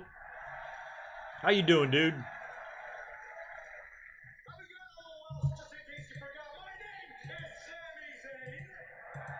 Oh, that's who you are. Okay. I thought you were Bam Bam Bigelow. If you're gonna miss WrestleMania, you may as well come back the night after WrestleMania. Yeah, I'd bring Owens out here too. Put them back together. They're always fun together. My schedule is wide open.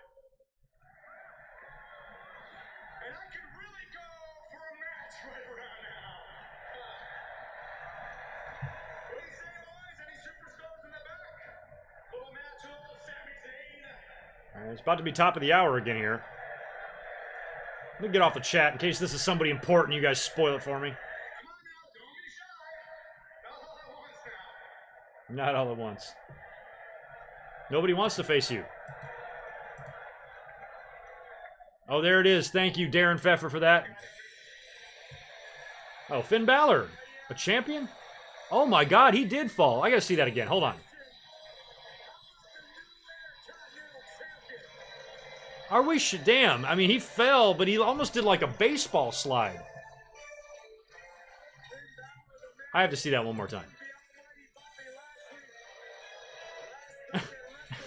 It looks like he did it on purpose.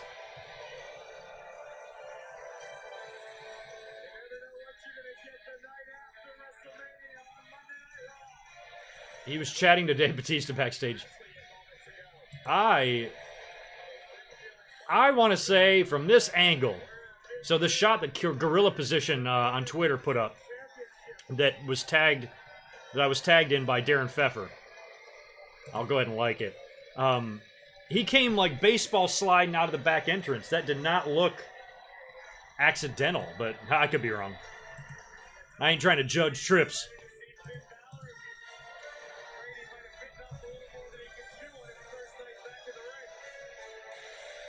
Finn wearing his baby blues. Are we going to pass the belt off to Sammy here? Surely not, right?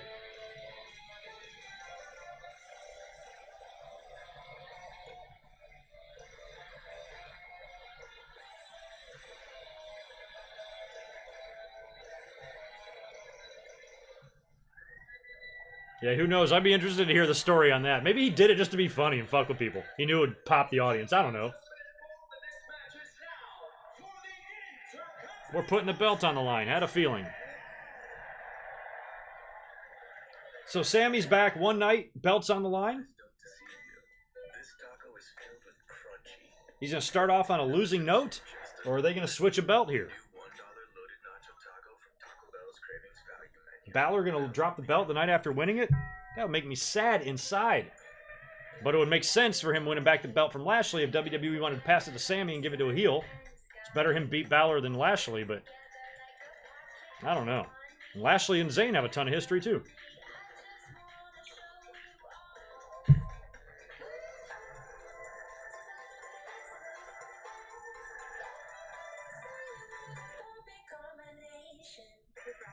What's going on, Daniel? Good to see you in here. Yeah, you were all, you tweeted me today, I think, a picture of you and me, or you wearing my shirt, which was cool. Glad you were here all night last night. It was a 7-hour and 7-minute long live stream. I actually thought I would go 8, but man, I mean, I felt my tongue was hurting. I mean, it was just so much talking. So I signed off after 7 hours and 7 minutes. It's still up. I left it on my channel just for fun. It was a fun day yesterday. Thanks to all the new subs. Thanks to everybody that was just here. Definitely something I want to do, like, annually. I almost thought about this year, too. Yesterday, I almost thought about setting up my computer, bringing my desktop computer over here in my living room and setting it up and, like, watching it on my couch. But I've got this, like, Roku streaming stick on my big TV, and I just don't trust the network to, like, not... Because anytime I watch the network on my TV in my living room, sometimes it buffers or stalls every now and then where I have perfect service over here. So I figured I'm probably safer bet here, but maybe one day I'll do a different setup for the watch-alongs or watch parties. Last night was fun. Is my flight next week? The all-new RAV4. Toyota, let's go places. Want to try out my time machine that runs on Doritos?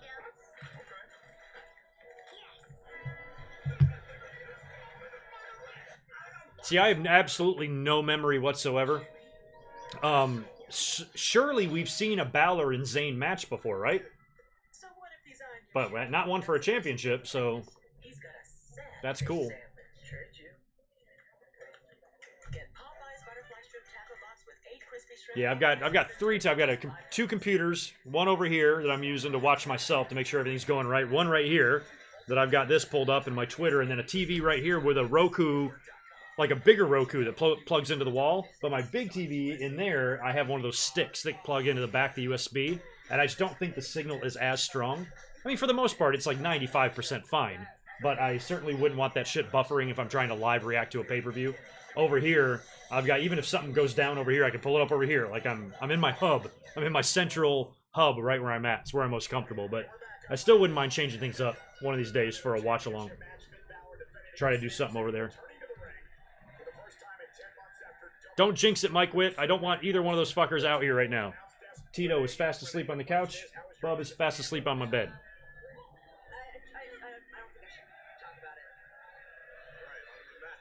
Nick Morales. Excellent idea.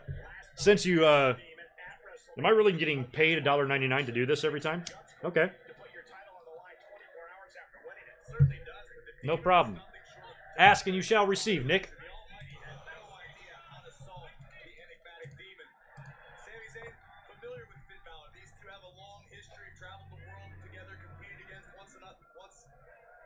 Yeah, how Wheezy, you were here. Zombie Fighter, you were here. All y'all were here last night. Yesterday was fun. I will say this, the views that I got yesterday were really low, like 25,000 or something. I thought for sure we'd be well over 100,000, so it was just us. It was our little intimate group, but it was still fun. Every bit as fun as if I had a bigger audience.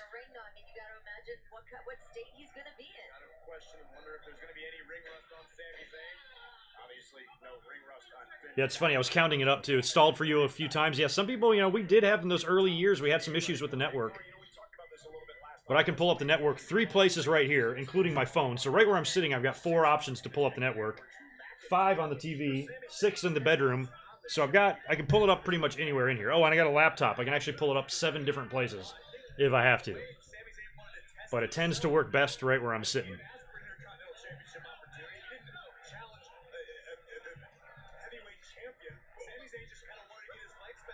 Joey G. That's funny. Kevin Nash wouldn't like this match. You're probably right. I like Sammy's new tights. I like his new look, sort of. I don't know if I do like his new look. Shaved head doesn't look as good on him, or the crew cut doesn't look as good on him as it does on Ambrose. Dominique, thank you, brother, for the super chat. I like your comment on Kofi after the show. It's about him working hard 11 years to get his chance for the title, not because he's black. Yeah, that was one of my main points of this. Is like I still think it's a very big deal that a black man won the WWE title and won at WrestleMania. I mean, an African-born man. I mean, that's very awesome and nothing to dismiss. But Kofi deserved it for other reasons. He deserved it for his hard work. He deserved it for always just being there and performing every night. And he has the respect of everybody, fans, peers, everyone.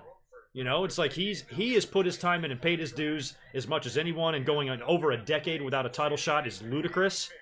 And everything that he's put into wrestling and contributed is why I feel like he was awarded a title shot, not because he's black. The black thing is a cherry on top, and it's about time we've gotten to this point. But first and foremost was his hard work, and you should be rewarded for hard work. And I'm glad that he was, and that's why I don't want to see him lose later on. I'm not ready to see Seth and Kofi or drop the belt. I'm happy for both of them, and I don't want WWE blue balling me, you know? I'm not ready. Leave the belts on them, please. I'm begging you.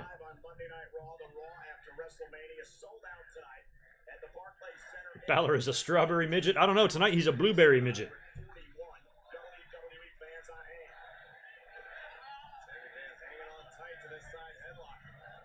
He kind of reminds me of Ken Shamrock. Shamrock used to wear the blue tights and the blue knee pads.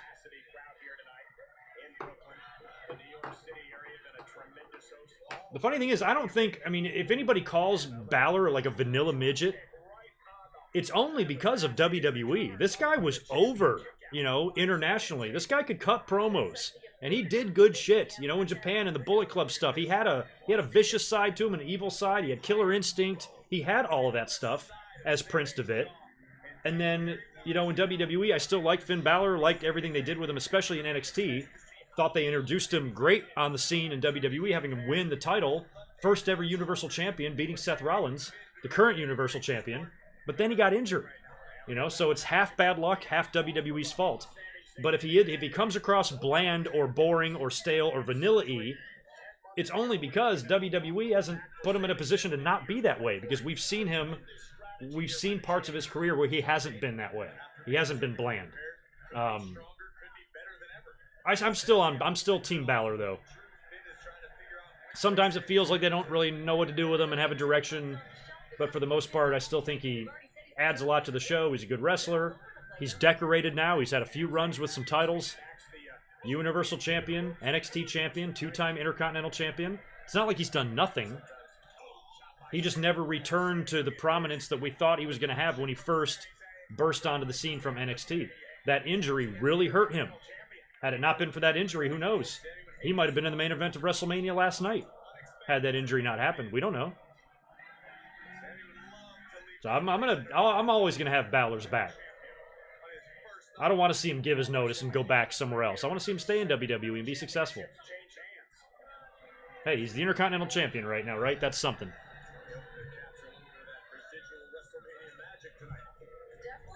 Thanks for the super chat, Jay Giles. Why does color even come up? Kofi is great. Yeah, I mean, I understand that. Like, I don't think it needs to not come up at all. We don't need to ignore that because I think that is a very big part of history. And I think black men and women should be immensely proud of Kofi. But like I said earlier, that's not the main reason why I would have given him the shot. I'd give it to him because he earned it, you know? And to me, that's what's most important. Yeah, and Addicted Chip, I agree. In NXT, he certainly wasn't bland. And some people don't even like the Demon. Last night during WrestleMania, people were in the chat saying the Demon is cringe and stuff. I love the Demon. I think it's badass. Sammy looking pretty good in here. What do you all think on ring rust? Are you noticing any? I haven't been paying that much attention, but he looks good to me. A little bit more of a gut on him. But who am I criticizing? I used to have a six-pack and that shit's gone. So sometimes men gain a pound or two. But as far as like what he's doing in the ring, are y'all noticing anything slower, rusty, anything like that? Because I have not. Thanks for the super chat, Jordan Smith. I appreciate it. Should Taker have gone into the Hall of Fame? By the way, Jordan, are you the Jordan that I follow on Twitter? Are you the same one? Just wondering. Should Taker have gone into the Hall of Fame since he wasn't used on the show last night? Who was your favorite Hall of Fame speech? Mine was Tori. Tori's was nice. You know, Tori, I liked the story she told of being in middle school and that kid being a douchebag to her. And that was kind of her motivation to never be treated like that again. Very sad to hear about Al Wilson dying. I feel like she might have had the most heartfelt one for sure. Brett's was great, except for a couple of things, obviously. The fan attacking him. I was uncomfortable with his speech at first because I didn't like the teleprompter thing. But then I realized that it looks like WWE gave talent the option to use the teleprompter, and Brett chose to use it, because some people didn't use it. And I liked Brett's speech. Brett always has a lot of like nice quotes and good advice. He did the same thing in his induction in 2006. I remember a few specific things that he said that I'm like, yeah, he's really right. And I liked a lot of what he said and the stories that he told. And I didn't really like honkies or beefcakes. DX's was fun just because of the few shoot comments in there, but I'll be willing to agree with you on Tori, for sure. I'm a Heart Foundation guy, so of course, you know I'm biased. Addicted Chip, thank you, brother, for the super chat. With men, muscle turns to fats and vice versa. That's true.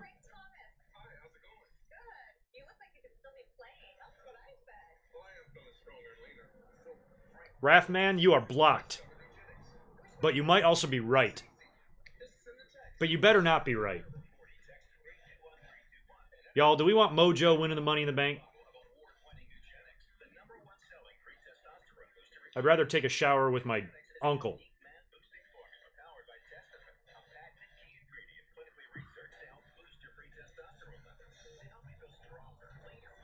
I don't know, Brett was just reading. The thing that I could tell about Brett's speech is that he wrote it, but they teleprompted it for him, and he was reading it. His speech in 2006 seemed a little bit more genuine because he had some more funny stories, but I think a lot of it was the format change too on the Hall of Fame. They're trying to streamline it, so maybe Brett didn't want to run the risk of going too long, so he wrote everything. In 2006, he had some bullet points, but he wasn't reading anything verbatim at all. He was just going with the flow. And I guess this year now at the Hall of Fame, they don't want people going with the flow anymore. Hillbilly Jim ruined it for everybody. Bob Backlund might have ruined it for everybody too. But sometimes when you go long, magic can happen. Fucking Iron Sheik. I'd just like it to say, you know, he kept coming back the crowd. He popped everybody. Everybody's in fucking stitches. His music plays like 2 different times. He's like, but I just like it to say, and he thanks more people. I mean, Austin was laughing. Everybody was red in the face, tears coming down their face of laughter. You know, and so those moments, I feel like the new format of the Hall of Fame might be lost. But the Hall of Fame is still one of my favorite nights of the year. Like, I just really like it. I don't care about the controversy, oh, this person's going in before this person, or anything like that. All that sucks, but that aside, I always enjoy the Hall of Fame ceremony, watching the old-timers and the people going in and reminiscing and seeing all the wrestlers there laughing and listening to the stories. You know, to me, just for the overall weekend of what WrestleMania is, it's a special night for me. So I wasn't a huge fan of the format change. Everybody was tweeting me like, man, honestly, I'm watching the G1. I'm not really interested in the Hall of Fame. I'm like, I don't give a fuck. I don't care what you watch. I'm watching the Hall of Fame. I'm secure enough as a wrestling fan where I don't have to be cool and say I'm watching that instead. I will fully admit that not only am I watching the Hall of Fame, but I'm not even going to watch any of that G1 shit till later on this week. You're going to revoke my IWC card? Here, have it. I don't need it. I don't want it. I make my own rules. But I got so many of those tweets, of these like snotty-ass, smarky tweets. Yeah, I'm watching the G1. I'm like, I don't give a fuck what you're watching. I'm watching Golden Girls for all I care. Why would you even take the time to tweet me that? It's like people who are gluten-free. The only reason they're gluten-free is so they can tell other people that they're gluten-free. And the only reason people were watching that Ring of Honor show over the Hall of Fame is so they can tell people that they're watching the Ring of Honor show over the Hall of Fame. That's the only reason. They like to brag. Coup de Gracie? Nope, missed. Roll up? No. Sammy gonna grab the belt here? This is an Intercontinental title match, don't forget.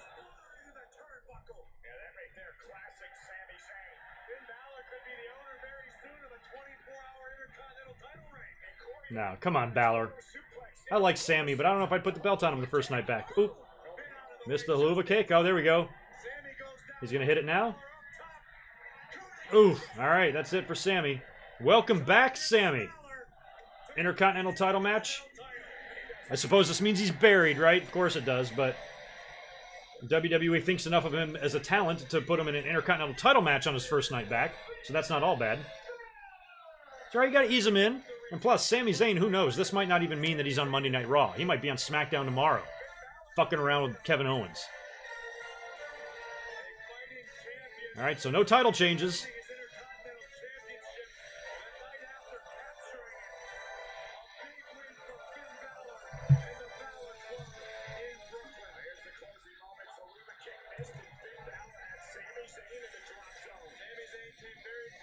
Oh yeah, is all of Twitter thinking this is like the worst thing in the world for Sammy?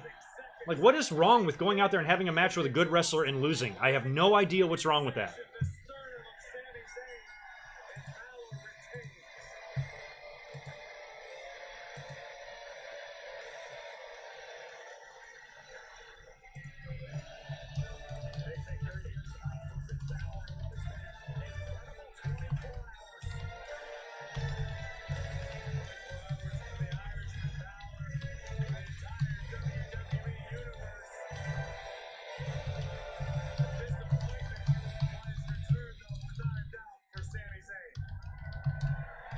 Sammy, what's he gonna say? A few words here?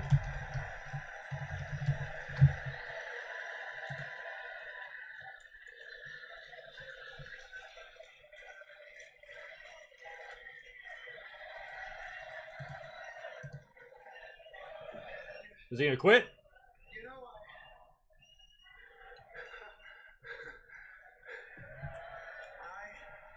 I really thought coming out here tonight would cure what ails me. All it did was reinforce what I've realized over the past 9 months. It genuinely seems like you miss me. Well, of course, it's the Raw After Mania crowd. They'd miss a cactus if you put one in the middle of the ring. They're like, we miss you, cactus.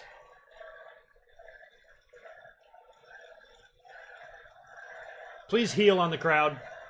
No?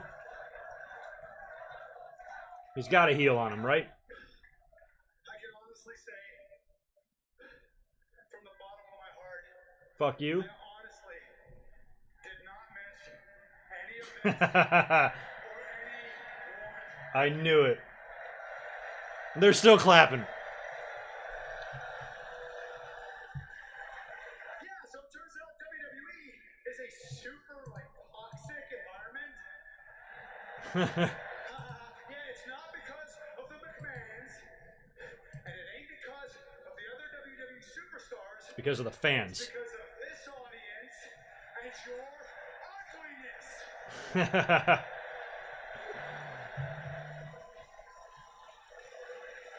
What's that saying? A really good heel has to have some truth in what he says. There's a whole hell of a lot of truth in that. To be honest, I live a very meaningful and fulfilled life. I'm quite happy. But your lives seem so empty and so devoid of any kind of meaning that the only joy you get, it's not even from coming out and enjoying the shows as fans. You only get joy and satisfaction out of being critics. Ha. Sammy's repeating a lot of what I say. You want to know why that is, moron? You want to know why?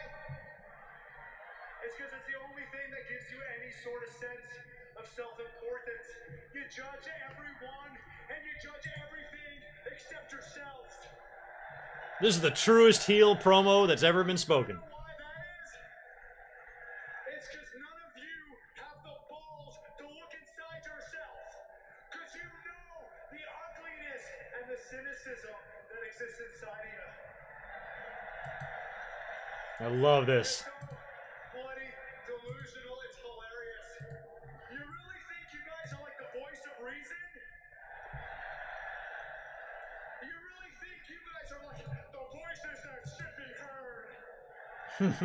I like this. This is great. No, seemingly overnight, you have become the evil overlords of WWE.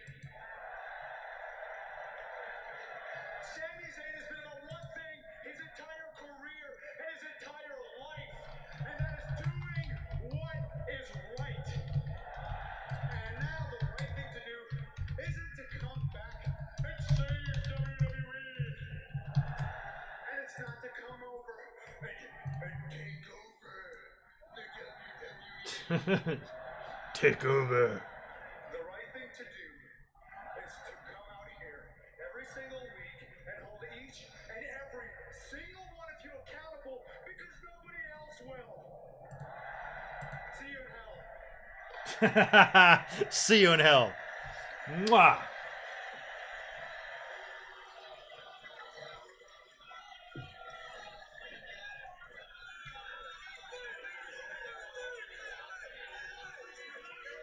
Like, because there's different, like, the type of heels that come out. I'm about to say, are we going to get Elias? Oh, good. We're going to a commercial so I can talk about this.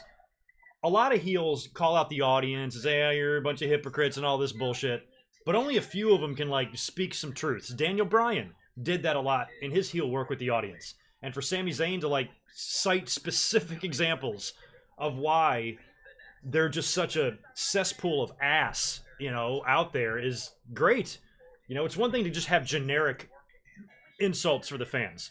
Make fun of their sports team, you know, call them names and shit like that. But to be that way, you know, where there's actually some truth threaded into that and sewn into that whole thing, that's what makes heels good. You know, maybe Sami Zayn's onto something. You know, Daniel Bryan figured that out. He was able to do that. And I liked it. Good for Sami. I just tweeted out that if he starts a cult, I'm joining.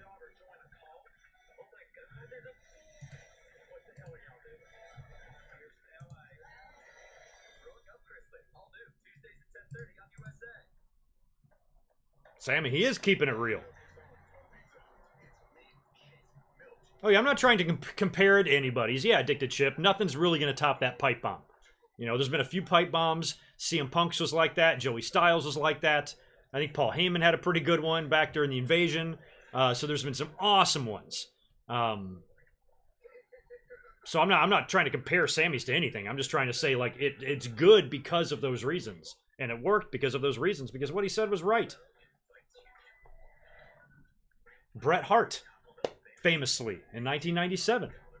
You know, during all that USA Canada stuff, you know, and even before that, when he was griping and whining about being screwed, his character was right. He actually had a hell of an argument and a gripe and an axe to grind. You know, he was just going about it to where it annoyed the fans. They were calling him crybabies, but at the end of the day, he was right. He was getting fucked over and screwed left and right, and it was bullshit. You know, and then you went into the Canada-USA thing, and he's shitting all over the USA, and he's saying things that he truly believed.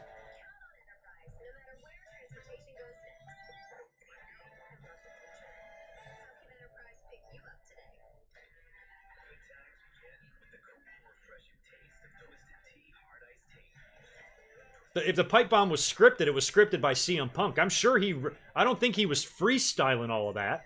I think he had a pretty good idea what he was going to say in his head, but I also think they gave him free reign to say what he was going to say. But it's not scripted in the sense of a 2019 type of promo would be scripted. Completely different. But yeah, no, I'm sure Punk had in his head that he was going to say that stuff. He probably thought about it, wrote it down.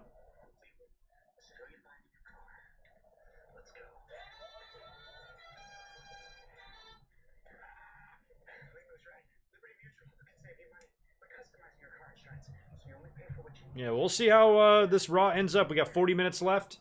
So far, not totally memorable.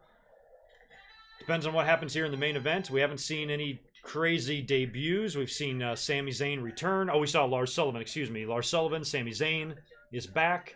Dean Ambrose apparently has had his last match, although that could be bullshit. We've got we had a Bray Wyatt, or I'm assuming a Bray Wyatt promo with that bird, or a vignette, maybe hyping his return. Whoever was laughing in the background sounded like Bray to me. Last night, WrestleMania was the most social on all of TV.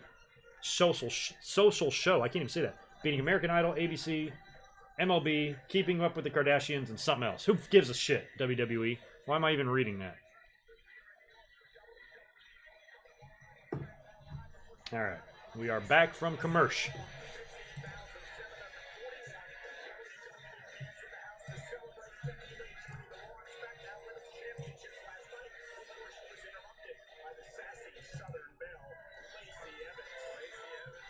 Yeah, we got Lacey Evans now starting to deal with Becky.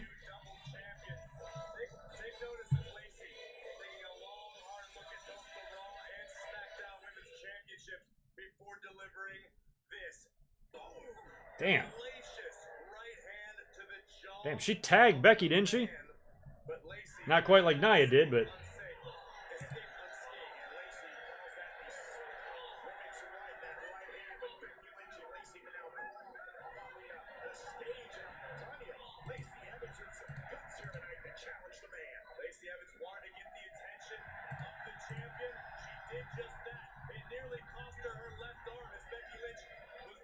You're a lifeguard and you can't save the show? Oh my god, it's not that bad. Let's not go overboard here.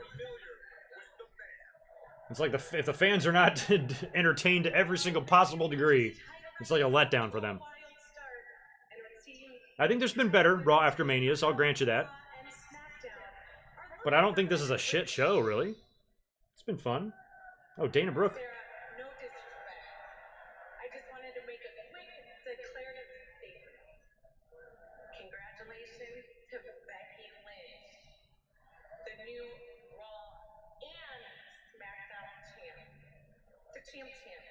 The champ.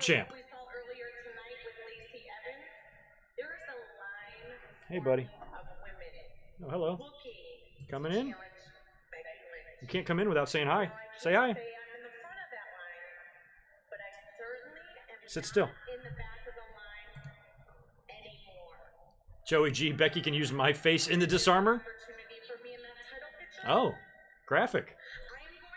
I just pictured that. Becky, you ain't gonna... Or, what's your name? What's her name? Dana. You ain't season nothing. I forgot your name. In what moment is she seizing? Alright, Elias. Finally.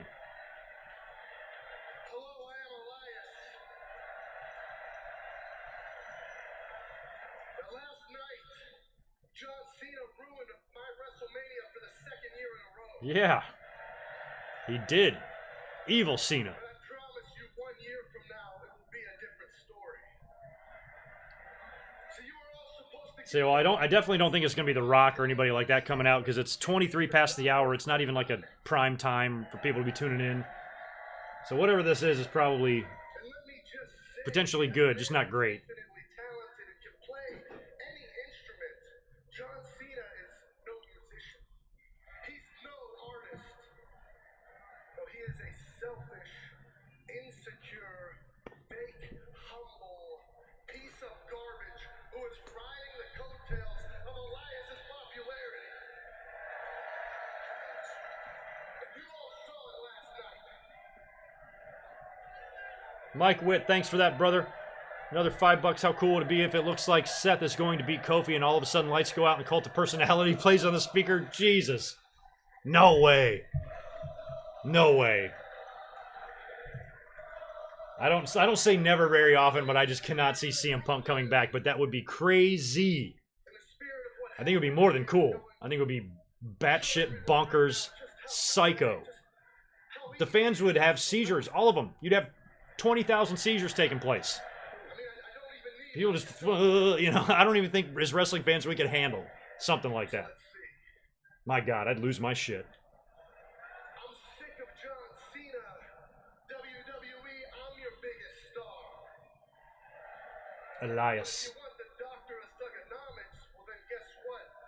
Elias is gonna rap a few bars. Oh, you're gonna rap? Is it gonna be like Walk This Way with Aerosmith and Run DMC? They should do that. I brought out the golden shovel, even though I can't be buried. That's what you do. Oh, you can't be buried? Ask the IWC. Here holding up I think they would disagree. John, the middle one is for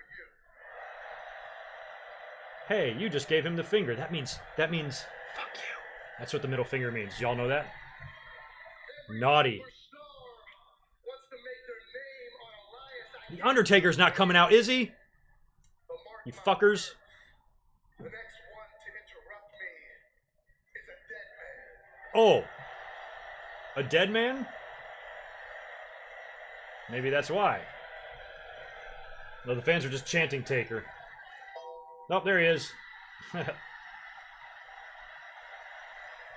Well, Elias is on this roll of just getting annihilated by legends. So Undertaker is not at WrestleMania, but he's here? Yeah, what Renee said. All right, old man, come on out here.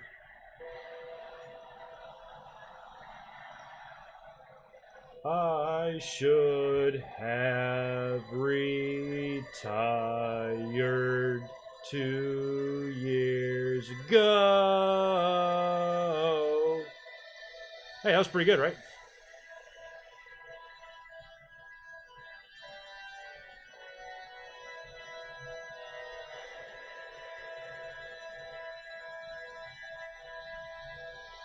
At this point, his non-retiring ass might as well go for 30 years. He's got one more year.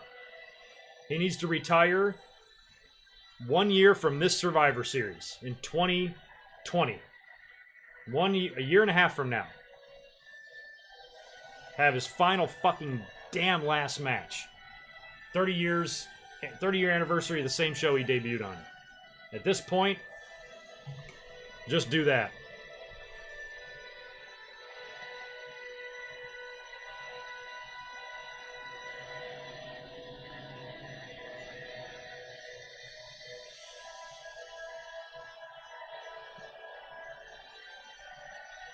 I don't know if this arena will ever see The Undertaker again. Every time he comes out, I feel like it can be his last time. This is a strange NXT call-up.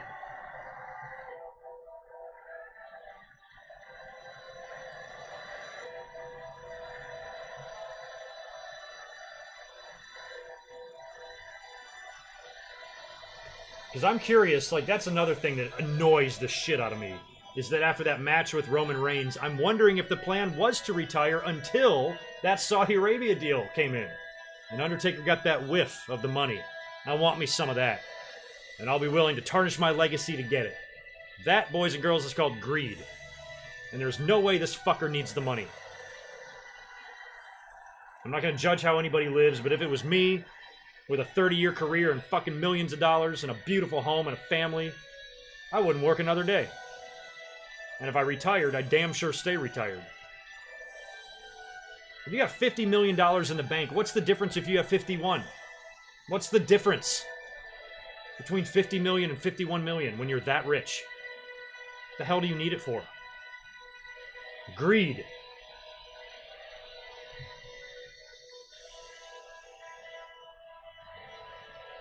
Hey, greed aside, Taker doesn't look half bad. Looks in good shape. Elias, are you going to stay in the ring, or... I think you're going to get tombstone. Elias is trying to slowly sneak out.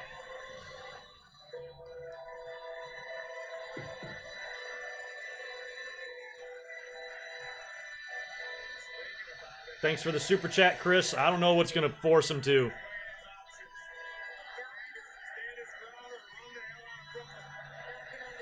A broken hip? Potential, like, yeah, one serious injury, one serious bone break. I can't see him ever coming back, but... the hat and the gloves and everything in the ring, to me, that was just so good and well done, and... should have kept it that way. Well, Elias, I guess he's, he understands that it's his execution.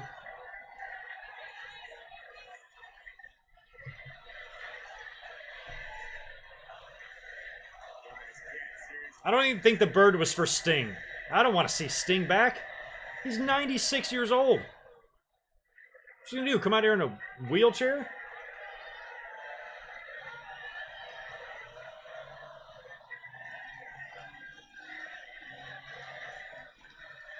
What if Undertaker thought he forgot, or he thought WrestleMania was last night?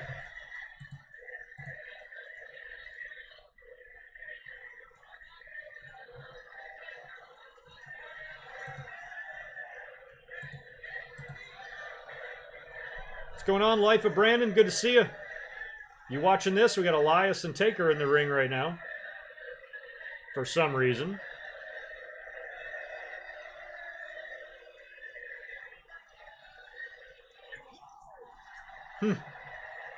Well, we saw that coming.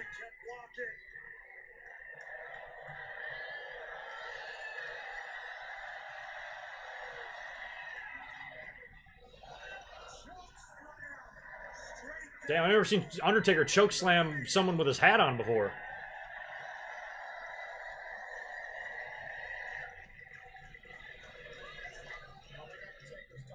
I swear there are two Undertakers. Sometimes when you see a picture of Mark Calloway on social media, he looks like he's 75 years old. And then sometimes he's spray tanned and in pretty decent shape. It's like two different guys. His hair is dyed black. Damn, he's got him up too.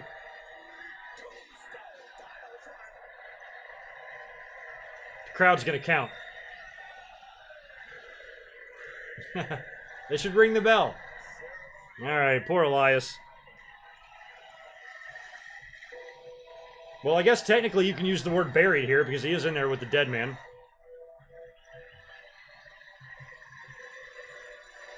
Yeah, he's balding, but he probably still has more hair than I would have. No, I guess if I tried to grow my hair long, that's probably what I'd look like.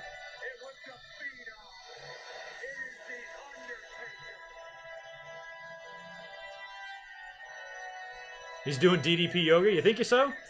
Doesn't he have him and DDP have heat? I always heard they had heat.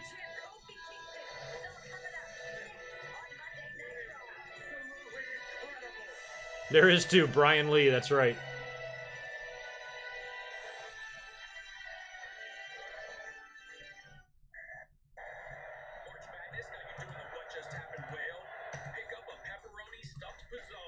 Well, that was interesting. It was very much like the John Cena segment last night. Like, okay, nostalgic, great. Elias gets his ass kicked, great, but what for? Is he gonna, like, next week on Raw, is another legend gonna beat his ass? Is that gonna be a theme?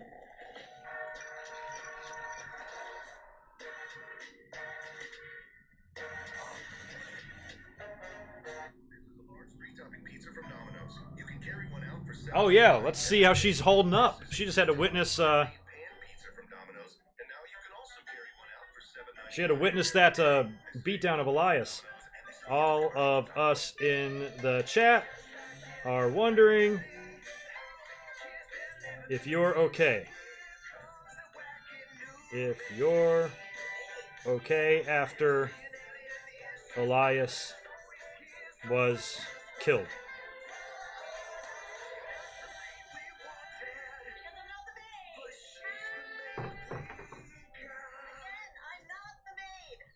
Joey G, thanks for the super chat. I don't know why everyone has to record. It's on live TV. Record what?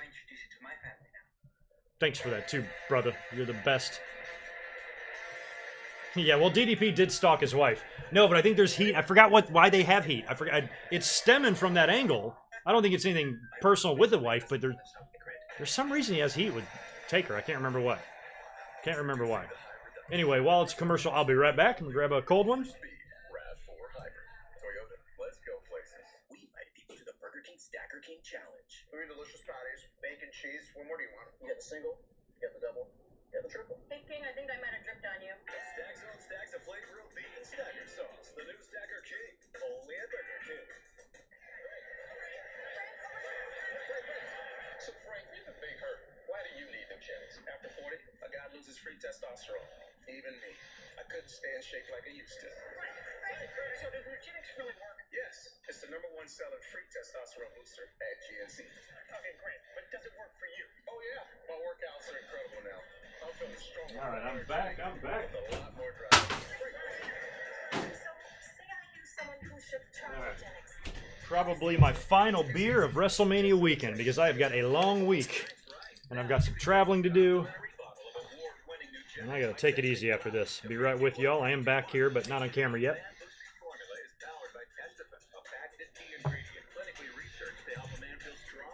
Now I am. More energetic and more packed, and trust me, you'll like the difference too. Samples are not available in stores, so text CLOUD to 321-321 for a complimentary bottle of Nugenix. I can't believe Taker turned heel. Yeah, he should. All right, here she is. Let's see what old Rosario has to say here. I can't fucking function right now. I can read this. I am infuriated for Elias and disgustingly excited that I got to see The Undertaker. My body is confused. That's hilarious. Well, at least she's holding up.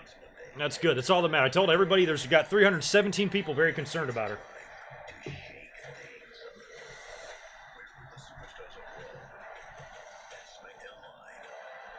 We are here for you.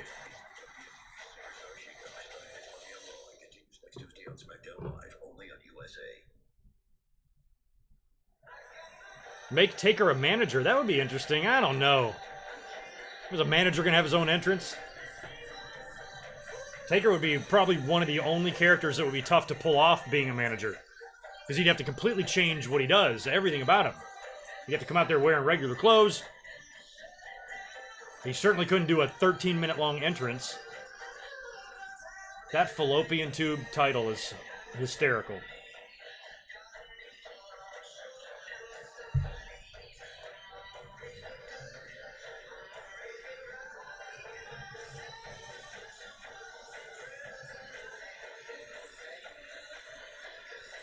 What do y'all, give me an idea, how many years until they do a women's main event again? 2 to 5? Somewhere in there? That's what I think. All right, here we go. Winner take all match.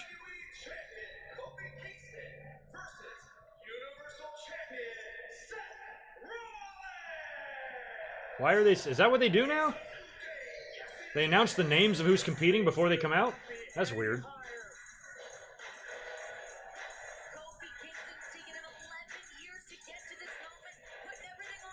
See, to me, I appreciate Kofi's character, wanting to be a fighting champion and wanting to have a winner-take-all match, but man, like, you just overcame the most amazing odds, won the title. Don't you want to savor the flavor for a little bit before you're putting it all on the line? If I was Kofi, I'd have 1 or 2 pancake parties before I start offering up my title for other people to have. But we'll see what happens here, what kind of finish they're going to do. We got a lot of time. We got 22 minutes until Raw goes off the air. We probably have 2 commercial breaks. So we're going to get a 20-minute match here. Got to have some interference. Something happens. Oh, yeah. By the way, I think WWE just spoiled it, too. We need a run-in, right? So we have... Well, I'm not going to tweet that. Fuck it. But who haven't we seen tonight?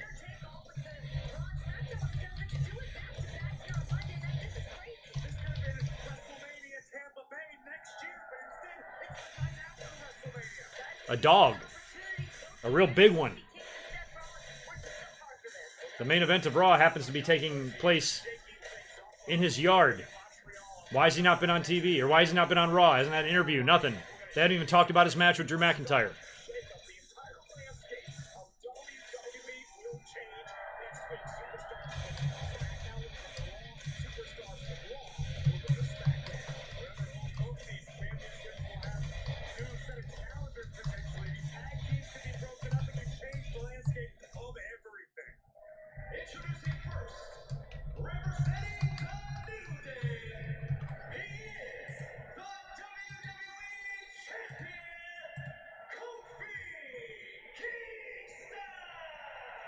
Kofi! We haven't seen McIntyre either, which is another good point, but shit. Roman's gonna make the save. Is he gonna turn heel? Is he gonna do something?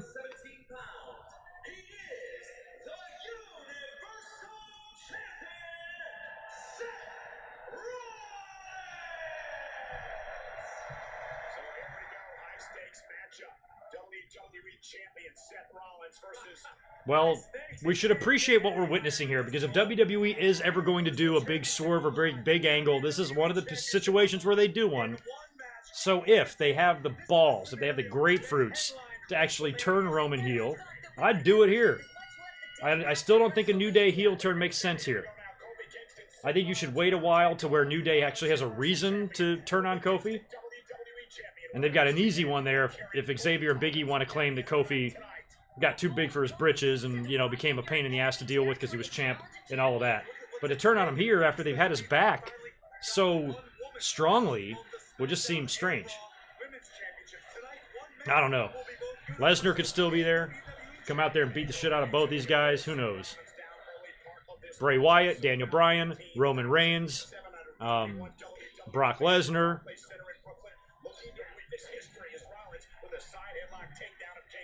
We got options.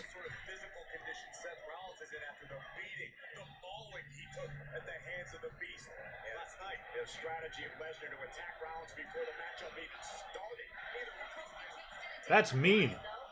I texted Catherine back that we are here for her. All of us are here for her. She says, fuck you. Okay, then. That's very sad. She's rude. I'm gonna block her.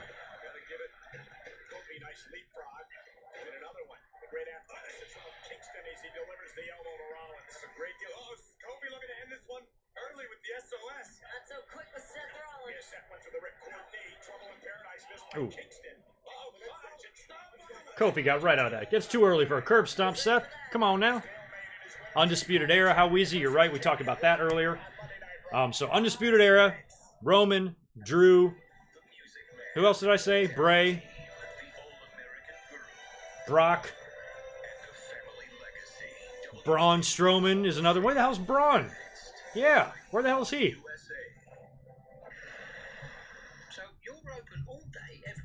That's what 24/7 means, so kind of like how you get 24/7 access to licensed agents with Geico. Alright. Yeah, you just go online, give them a call anytime. Undisputed Yeah. Now, what would it take to get Era. 24/7 access to that level? Roman, Brock, Bray. Who am I missing? Drew, That's what it takes, baby. Geico. Great service from Brian. licensed agents 24/7. Braun. Who's another option? Kofi turning heel? No. I would not do that tonight. Like, I don't care what they do in the future, but for the purposes of tonight, I wouldn't do that. What's this social security alert? That's a free alert if we find their social security number on the dark web. Good, because I was a little worried about my information getting out. What's that? My social is 875. Okay, I see. free social security alerts from Discover. The game can be tough on skin. Get Triple X See what the Twitterverse thinks of this. Part-time coach. New Dumb Men Plus Hair Sport Care. Tough on sweat, not on skin. Val Venus. Would love to see Val back. Good old Chief Morley. So we reimagined the razor with the new Gillette Skin Guard. It has a unique guard between the blades. Jinder Mahal. Blocked. Damon Bachelor.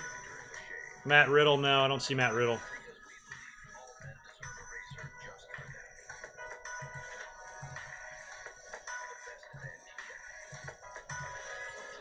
like that. AJ Styles. Why would he interfere, though, you know? Chili's 3 for 10 presents our Randy signature Orton? service. Maybe. I can see him interfering because he's a Viper. Starter and drink for just $10. If the Yeti came out, I'd flat out mark out, and I'd call WWE and insist that they let me pay them $100 a month for my WWE network, because wrestling would be insane if we got the Yeti back, or the Yeti back. Switch wireless carriers and save hundreds of dollars a year. Are you pulling my leg? I'd start a GoFundMe to get Tony Schiavone a job in WWE, just so he can call Yeti matches. Good call. Customize each line. I'd dedicate my life to making that happen, because it's that important. Mojo, you are blocked. Jericho, no. Dean, yeah, Dean is another one. He can come out and do something, turn heel for the 100th time. Dude, you gonna finish that? So what if these aren't your shrimp? That's the price you pay for greatness. He's got a sad fish sandwich. Trade you.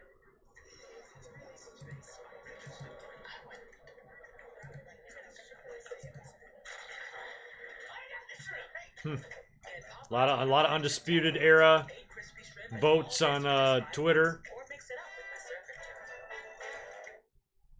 I think Undisputed Era, I'm just trying to think of like scenarios to where somebody running out would work. I would love to see a Roman Reigns heel turn, but a Roman Reigns heel turn should also mean something. Like maybe he costs Seth the title, but I don't want to see that.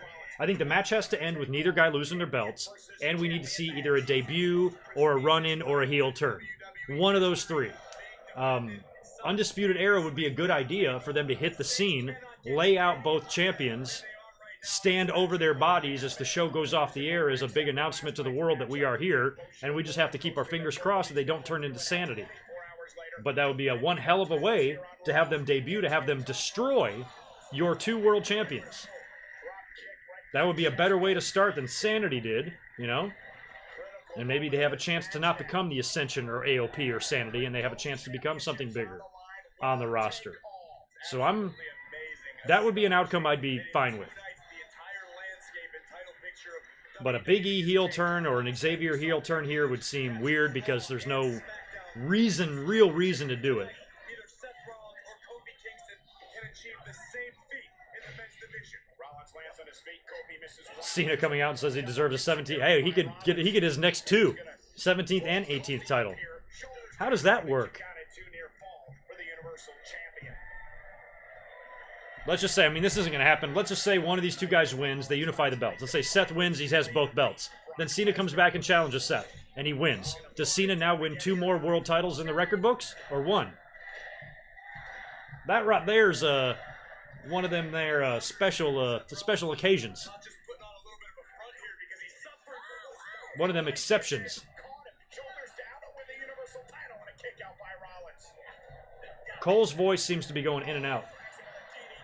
Nobody sells a DDT like Seth sells a DDT. I will interfere in this match.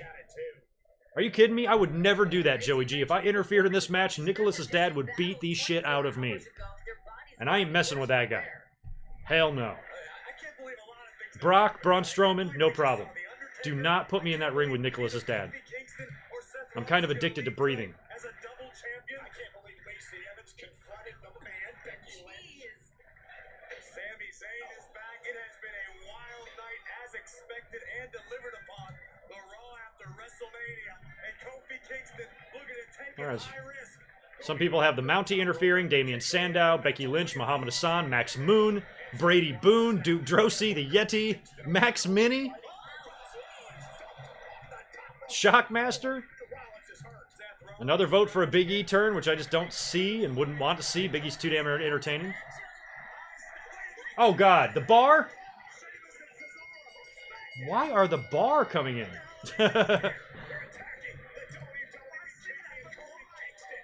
What the fuck? Oh god, is it gonna be a Raw versus SmackDown thing?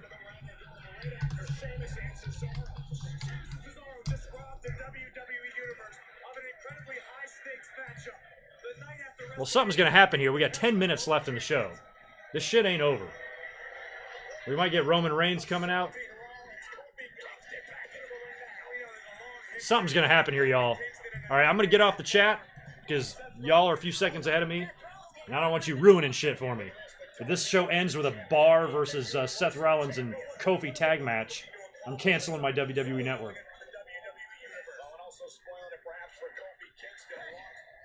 I know what's wrong with you to interrupt a match like that. Oh god, they're not gonna, they are gonna do it? They're gonna challenge him? We'll finish that some other time. But right now, I got a bone to pick with the Bar. If you're down, I'm down. You two versus me and Kofi Kingston right here, right now. The fans only lukewarm to that idea. Like, this has gotta be set. What the fuck? They're gonna.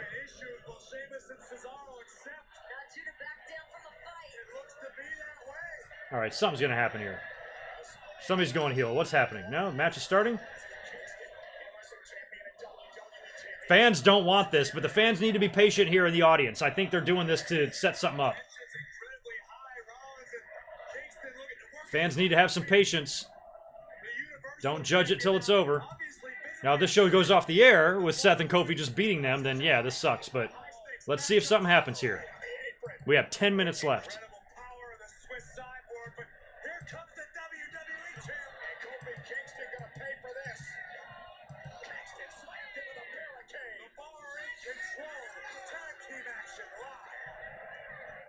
All right, we're going to commercial. What's going to happen, y'all? I'm back on the chat. Because of this 2 for 6 deal, partly because of our unending passion for Greek flavors, but mostly the deal. Damn, does that mean I have to cancel my network now? Let's wait.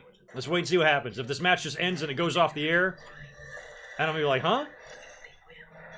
Maybe I'll just tell y'all I canceled it, but not really canceled it. I don't mind lying. Oh, sorry, Mike. I didn't see the super chat. Oh, yes, because I got off the chat for a while. I thought something big was going to happen. Where are you? There you are. Oh, thanks for the $2. Duke Drosy, I don't know if it was you. Somebody said Duke Drosy on Twitter also. That's hilarious. Drosy was awesome. It's mean, cheesy, melty, and you know it's big. The pepperoni bazoon is back and on the $5 lineup. 2 or more, just $5 each. No one outpizzas the Hut. You know what is funny? I hated Duke Drosy's theme song because they had that beeping noise that all those, like, service trucks have. The beep, beep, beep. It was, like, in his theme. Drove me nuts. Drosy could do really good impressions.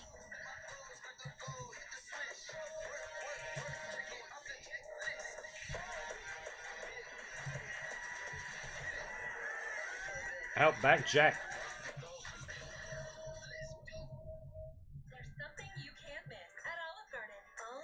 Like, I have a hard time believing Roman, after winning last night, is not going to be on the show tonight. He's going to be out there at some point.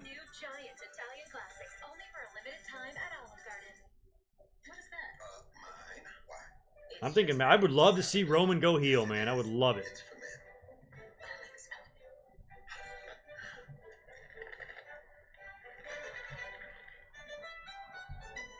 What does it take to work at CarMax?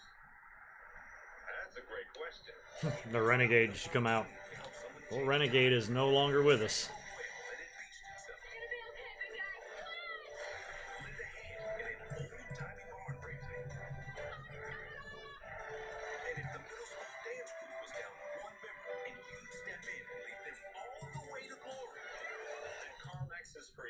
Because helping people is what our people are all about. Bullshit. CarMax. Brock's gonna come out and F5 everyone. I just don't see how we don't see Roman, or I can't see how we don't see Roman Reigns here. You know? And I'm surprised we're not seeing McIntyre either, but I can more understand keeping him off TV for a week and bringing him back next week than tonight, where Roman just seems obvious, especially if Seth is in a situation where he's being attacked again. I swear, maybe Roman, there's something here, some brawl. Roman can come out and help out, and then Seth and Roman are in the ring together, and then bam, Roman spears Seth as the show goes off the air. Or are we not that lucky as fans? If you ever want Roman Reigns to get a authentic reaction from the audience, you know, that would be it. The funny thing is, the fans always love to boo Roman Reigns, and I always thought that a heel turn would make them cheer him, just because they'd be so happy. But if he did attack Seth Rollins, I think they would keep booing him. Solomonster is at Raw, says the beach balls are out. Good. Hey, wasn't it Cesaro that deflated the beach ball that last year? I think it was.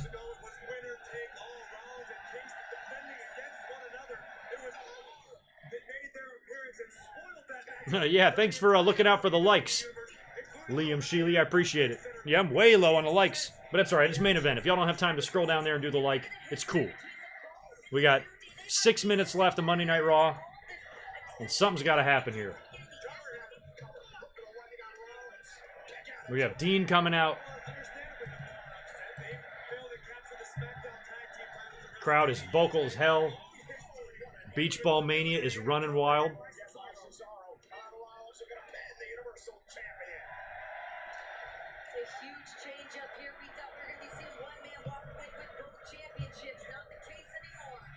Please, Raph, man, spare educating me in what will and will not happen. Spare me, please.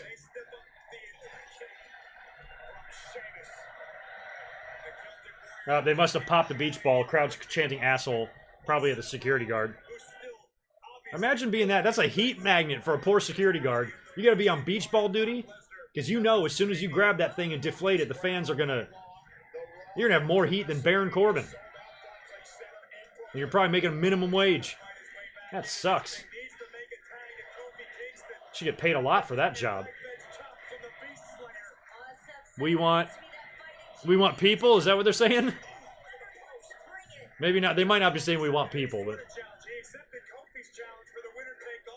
We want people is an interesting chant.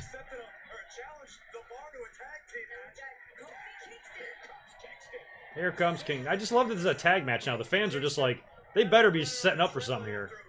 Because otherwise, this is like, who cares?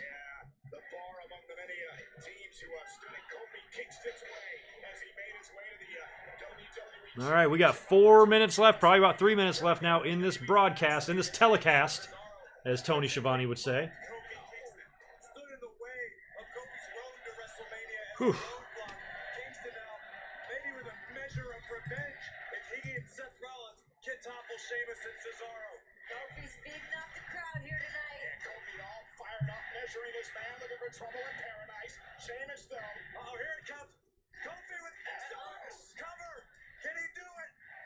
Where is the New Day, by the way?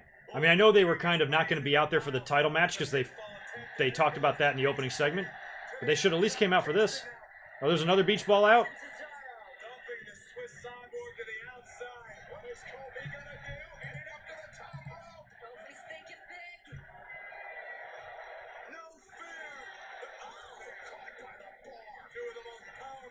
Oh, Seth taking them all out. All right, I'm off the chat just in case I get some sort of a run-in. I'm kind of in denial, like Baron Corbin facing Kurt Angle. I'm insistent that we see something catastrophic happen here in the ending, or something major. If it ends like this, I'm going to be disappointed. Unless it just ends in a match, in a victory here, and it allows Kofi and Seth to celebrate together, and they just want the shot of that, and the moment of that happening. If that's what they're doing here, then fine, but I just thought we'd see something major break at the end. Heel turn, debut, run in, something. Fans are much more into the beach balls than they are the finish of this.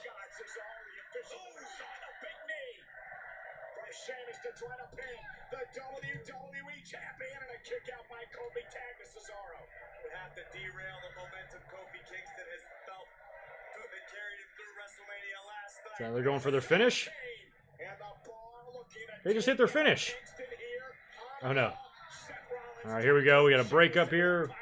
2 minutes left. I don't think anything major is going to happen here unless WWE has an overrun. There's tie-dye guy in the front row.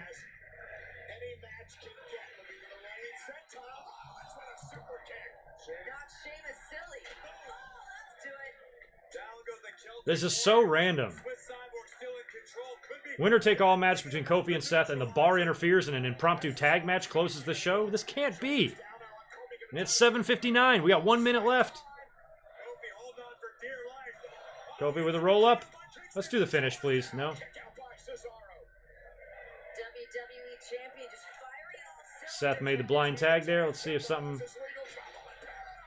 Oh, there's a stomp. He's in stomp position. Oh, Cesaro didn't even take it that well. Looked like shit. Well, that's going to be it, I think.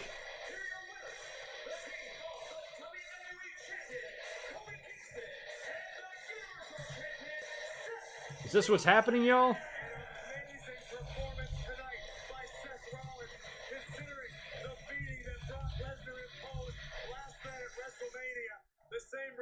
That's what I'm wondering, if WWE just wants this moment between the two of them.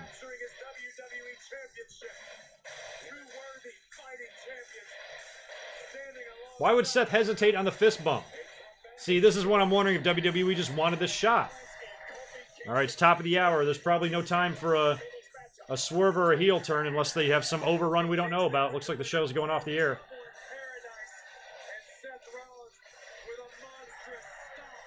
He didn't even... The stomp looked like shit. Cesaro tried to sell it well, but it didn't look good.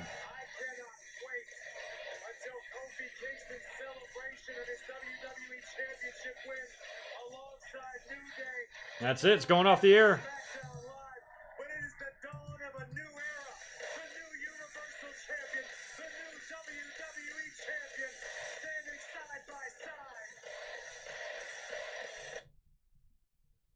Damn. What is airing? Something's coming on USA Network? WWE related? Maybe the Hall of Fame. Well, that sucked. That fucking ending, man. Are you kidding me? Alright. Well. Bummer. Now, I'm not mad. I'm sure everybody's freaking out, right? Hey, I've been personally under-entertained and I'm mad about it. Whatever. It was still, like, a noteworthy Raw, but I was expecting a little bit more for the night after WrestleMania. To me, that looked like WWE wanted the shot of their two champions together and that sort of thing, but they could have done that tomorrow or next week. And with next week being the shakeup, I can see them. Remember when they did the draft? And they had like the champion versus champion match with Eddie Guerrero and Triple H, I think? They should have done that next week with Rollins and Kofi. So, lame. I agree, Liam. It was lame. Thumbs down. I tweeted, shit ending. Fucking was, man. Damn.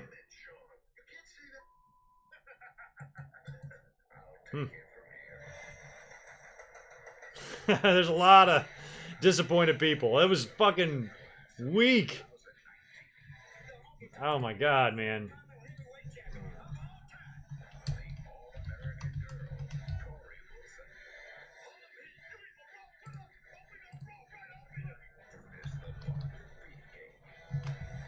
So they're playing the Hall of Fame here, huh?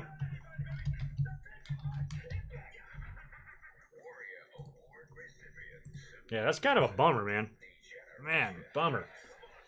Well, that was, felt lazy, felt weak, felt lame. You guys have all had some pretty good descriptions for that.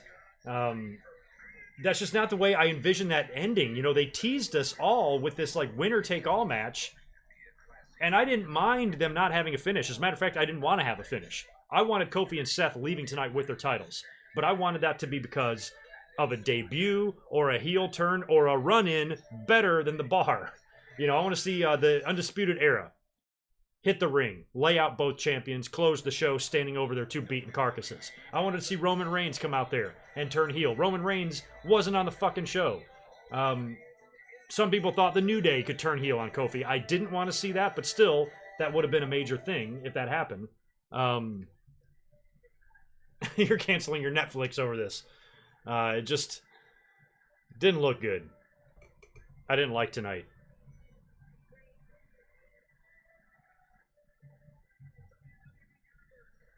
No Flair, no Reigns, no Drew, no Bray, no NXT call-up. Yeah, one sort of call-up. I mean, Lars we already knew was coming up.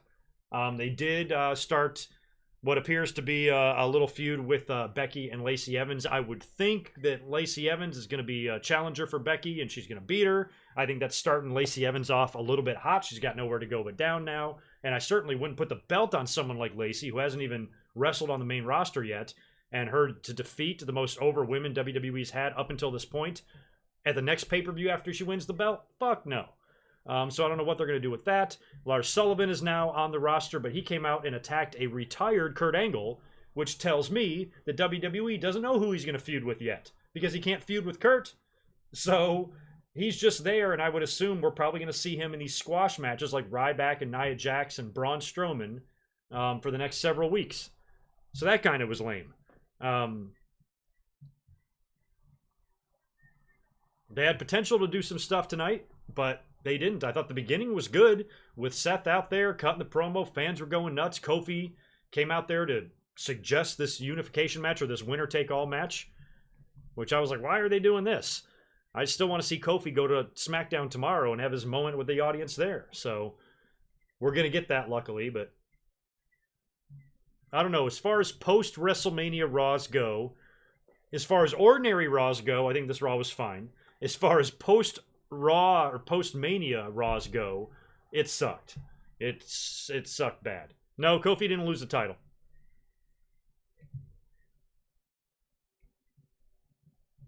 But again, I mean, the fans are like, I will 100% agree that was a lazy ending, but do we have to take it to such a degree where we're like, I'm not watching anymore? It's fucking WrestleMania weekend.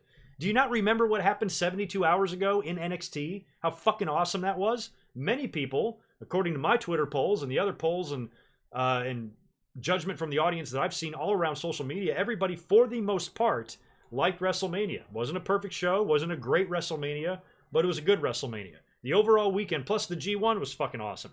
So everything that we've seen so far this weekend has been really good. So we get a bad ending to Raw, you're going to cancel your network? Come on. Definitely a shitty ending, but not one to, I just love how fans are all of a sudden, I'm done with wrestling. Really? Over that? Really? I thought that sucked, but it certainly, I'm not going to turn in my wrestling fan card because of that. Damn. Get a hold of yourselves, y'all. But yeah, that was total shit, the ending of that Monday Night Raw. Now, I ain't even going to defend that. I'm just going to defend not canceling my network.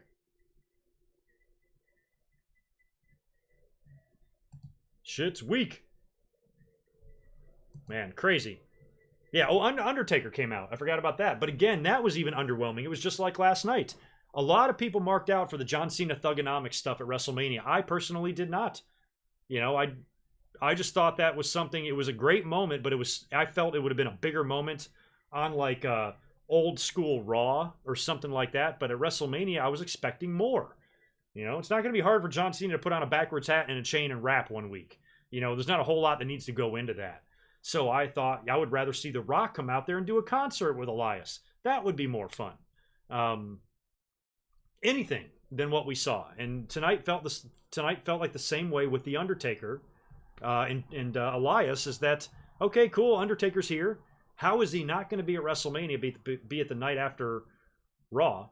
And then he just attacks Elias and tombstones him? Okay, fine, but what does it mean? I don't think it means anything. I think it means, hey, crazy post-WrestleMania Raw audience, here's The Undertaker for 5 minutes. Cheer for him. Go nuts. You're welcome. To me, that's all the segment felt like. The only thing I did like, I liked Sami Zayn's promo tonight. He returned. Intercontinental title match against Finn Balor. He lost. Fans thought he was buried. Why going out there and having a great match with a great wrestler and losing is the worst thing in the world, I will never know. But I loved his heel promo at the end, the way he healed on the audience, and he told the truth, and he spoke a lot of truths, and I think that's what makes for the best heels, and that's when heels can be the most effective, is when what they're saying is right. And there was a lot of truth into what Zayn was spewing tonight. Rude Killer, thanks for the super chat, brother. Now I know how Dad felt. Not mad, just disappointed. Dad. But yeah, I agree. Not mad, just disappointed. Dominique, thank you for the $2 as well. Undertaker segment sucked more than John Cena's. I agree. You know, I've had a sour taste in my mouth, and I'm not afraid to admit it.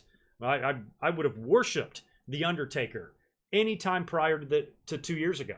But something really struck a chord with me when he did that match, and WWE gave him the main event. It's not even a title match. They put him on last. They have him have his match with Roman. He goes out on his back like a boss, like he should. Symbolically takes off the jacket, gloves, and hat. Leaves it in the ring. Descends down back to the bowels or to hell, wherever he came from. And it was the best send-off. Tear came down my face. And I was like, wow, what a career. What a run. And then lo and behold, WWE strikes a deal with Saudi Arabia, and the money starts talking. And Undertaker is like, yeah, let's just forget about that retirement. I'm back now. And then he shows back up at WrestleMania last year and beats John Cena. I don't know. I'm over The Undertaker. Spaz, what's going on, buddy? Shoot him a subscription over on his channel if you haven't already. So we're just fully sucking Kofi dick now? Okay, I'm not sucking Kofi's dick. I don't know why. Why is Kofi's run offensive to anybody? That blows my mind. To me, it's nice to finally see a talent like him, because there's many. It's not just Kofi. There's a whole bunch of people that have had similar roads, you know, and been in the company just working hard, always producing, you know, and never like getting their due. You know, I think it's great for his moment. I don't think it means anybody's sucking his dick. You know, I mean, I can't imagine even watching Kofi's career and think that he doesn't deserve that. So I fully disagree, Spaz. I think that's a bit extreme. Too much negativity out there, man. Damn.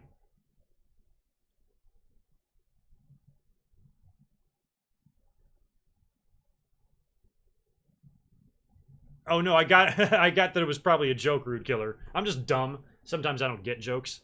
I'm stupid. Gabriel, I understand. I don't rant whatsoever online, but why Undertaker got to do that? Exactly. And thanks for the $5. I think WWE thinks that the after Mania crowd wants the Undertaker. They want to see him. You know, everything is done at the expense of Elias. But Elias, you know, that's the problem when you can be like really charismatic or you have a gimmick that's like really good, is that it almost can hurt you creatively otherwise, because WWE has a guy that's got charisma, that can have the audience eating out of the palm of his hand. He's got a gimmick and the guitar and the whole thing. He always gets a reaction. He always interacts with the audience, and he's a big part of the show. And since he is a big part of the show, they feel like they don't need to do anything with him. They just need to put him out there every week and put him in random short feuds. People interrupt him, the same shit every time. All of his feuds, have you noticed, have been real quick. Lashley and then Strowman. I think he's feuded with Lashley and Strowman maybe twice each. He had a little issue with Balor for a while. He can't seem to find a niche, a groove, have anything meaningful to do because he is such a big character. They just parade him out there without any like serious creative ideas for him. So it's like he's almost a victim of his own gimmick. The gimmick's great, but it's almost... Bray Wyatt was sort of like that too, in a way. Not the same, but kind of, you know. They can always rely on him having a great promo and telling the story whenever he's in an angle, but they never make anything major for him to do. And if they wanted to do something more serious with Elias, like have him contend for championships, you know, can they still have him coming out there doing the whole concert thing? So something's got to like give with him. But I think WWE has such a big character on their hands, they don't care about finding anything creatively to do with him that they can follow through with. You know, no 6-month storyline for Elias. You know, it's just going to be random shit every week for him. And that's what it's felt like since the minute he got there. And it sucks. It's lazy. I agree. 100%. 100%. Who won, Seth or Kofo? Kofo. No, neither guy won. The bar interfered. The match, or the show ended with an impromptu tag match between Seth and Kofi against the bar. Seth and Kofi have won, and that was it. So crazy. Not sure if that's the way I would have ended tonight's Monday Night Raw, but whatevs. It's been a long weekend. I have got to be getting out of here soon. So here's the deal, y'all. Tomorrow night I've got to work. I'm not going to be able to be home to watch SmackDown Live, so I would appreciate you guys tweeting me some updates. I'm going to make it happen. It's going to be really tough for me to pull off to get a podcast up to you before I hop on a plane at 7 o'clock Thursday morning, but I'm going to do it. So expect episode 536, I think, or maybe 535, early Thursday morning. And then I'll be up here 1 week from tonight, live reacting to Raw. And then after that, I'm gone for a week. So while I'm gone, you'll get a few mic drops, and you'll get one Patreon donation video. That is the schedule, so stay tuned to the channel. Keep following me on social media so you can stay updated, and I'll be talking to y'all while I'm out of town and gone and in airports and shit like that. So thanks for hanging out again. It's been, between last night and tonight, 10. We are now on 10 hours and 20 minutes of streaming in the last 24 hours. That's a lot. So in the last 24 hours, I've been with you for 10 of them. Dang. That's crazy. Oh, I got a super chat to answer before I head out of here. Another one from Spaz. Are you happy this time? Oh, yeah, you are. Usos, Iconics, and Edgeheads tag team titles are weirdly good right now. Yeah, they are. The Iconics, I was surprised, actually won them last night. I thought they would certainly win the tag team titles in their careers. I just thought maybe that would come in a couple months, not right now. And given what we saw last night and what we saw tonight with Bayley losing in 3 minutes clean to Alexa Bliss, I'm wondering if something's going on there. I'm wondering if Bayley is injured, or I don't know. Or if it's leading to some sort of a split between her and Sasha. I have no idea. But yeah, I don't totally hate all the tag team champions right now. I'm cool with that. Catherine, what's going on? You're exhausted. Beach Ball Mania ran wild. Did you run into Salamonster? He's at the show. Maybe you got a chance to say hi to him. Somebody mentioned that he was talking about the beach balls. I'm glad that they came out. At least the Raw crowd had the beach balls. It's pretty much all they had. Because everything else was just kind of so-so tonight. But I'm glad you had a good time, Catherine. I'm glad you're exhausted. Thanks for the updates. Thanks for the hilarious pictures tonight. That's cool. Thanks to the rest of you for hanging out last night and tonight. All the awesome super chats, all the great interactions, the chatter, the questions, the fun that we had. It's always a blast, always a pleasure, and I appreciate it. So make sure you check back to the channel in about 48 hours, and my next podcast episode will be up, and I will be chronicling all of WrestleMania weekend, what we saw tonight on Raw and what we see tomorrow night on SmackDown, and what the lead-in or what the groundwork is laid for the next pay-per-view. Hopefully we'll know some of that as well. Y'all be good. I'm out of here. Talk to you soon. Peace.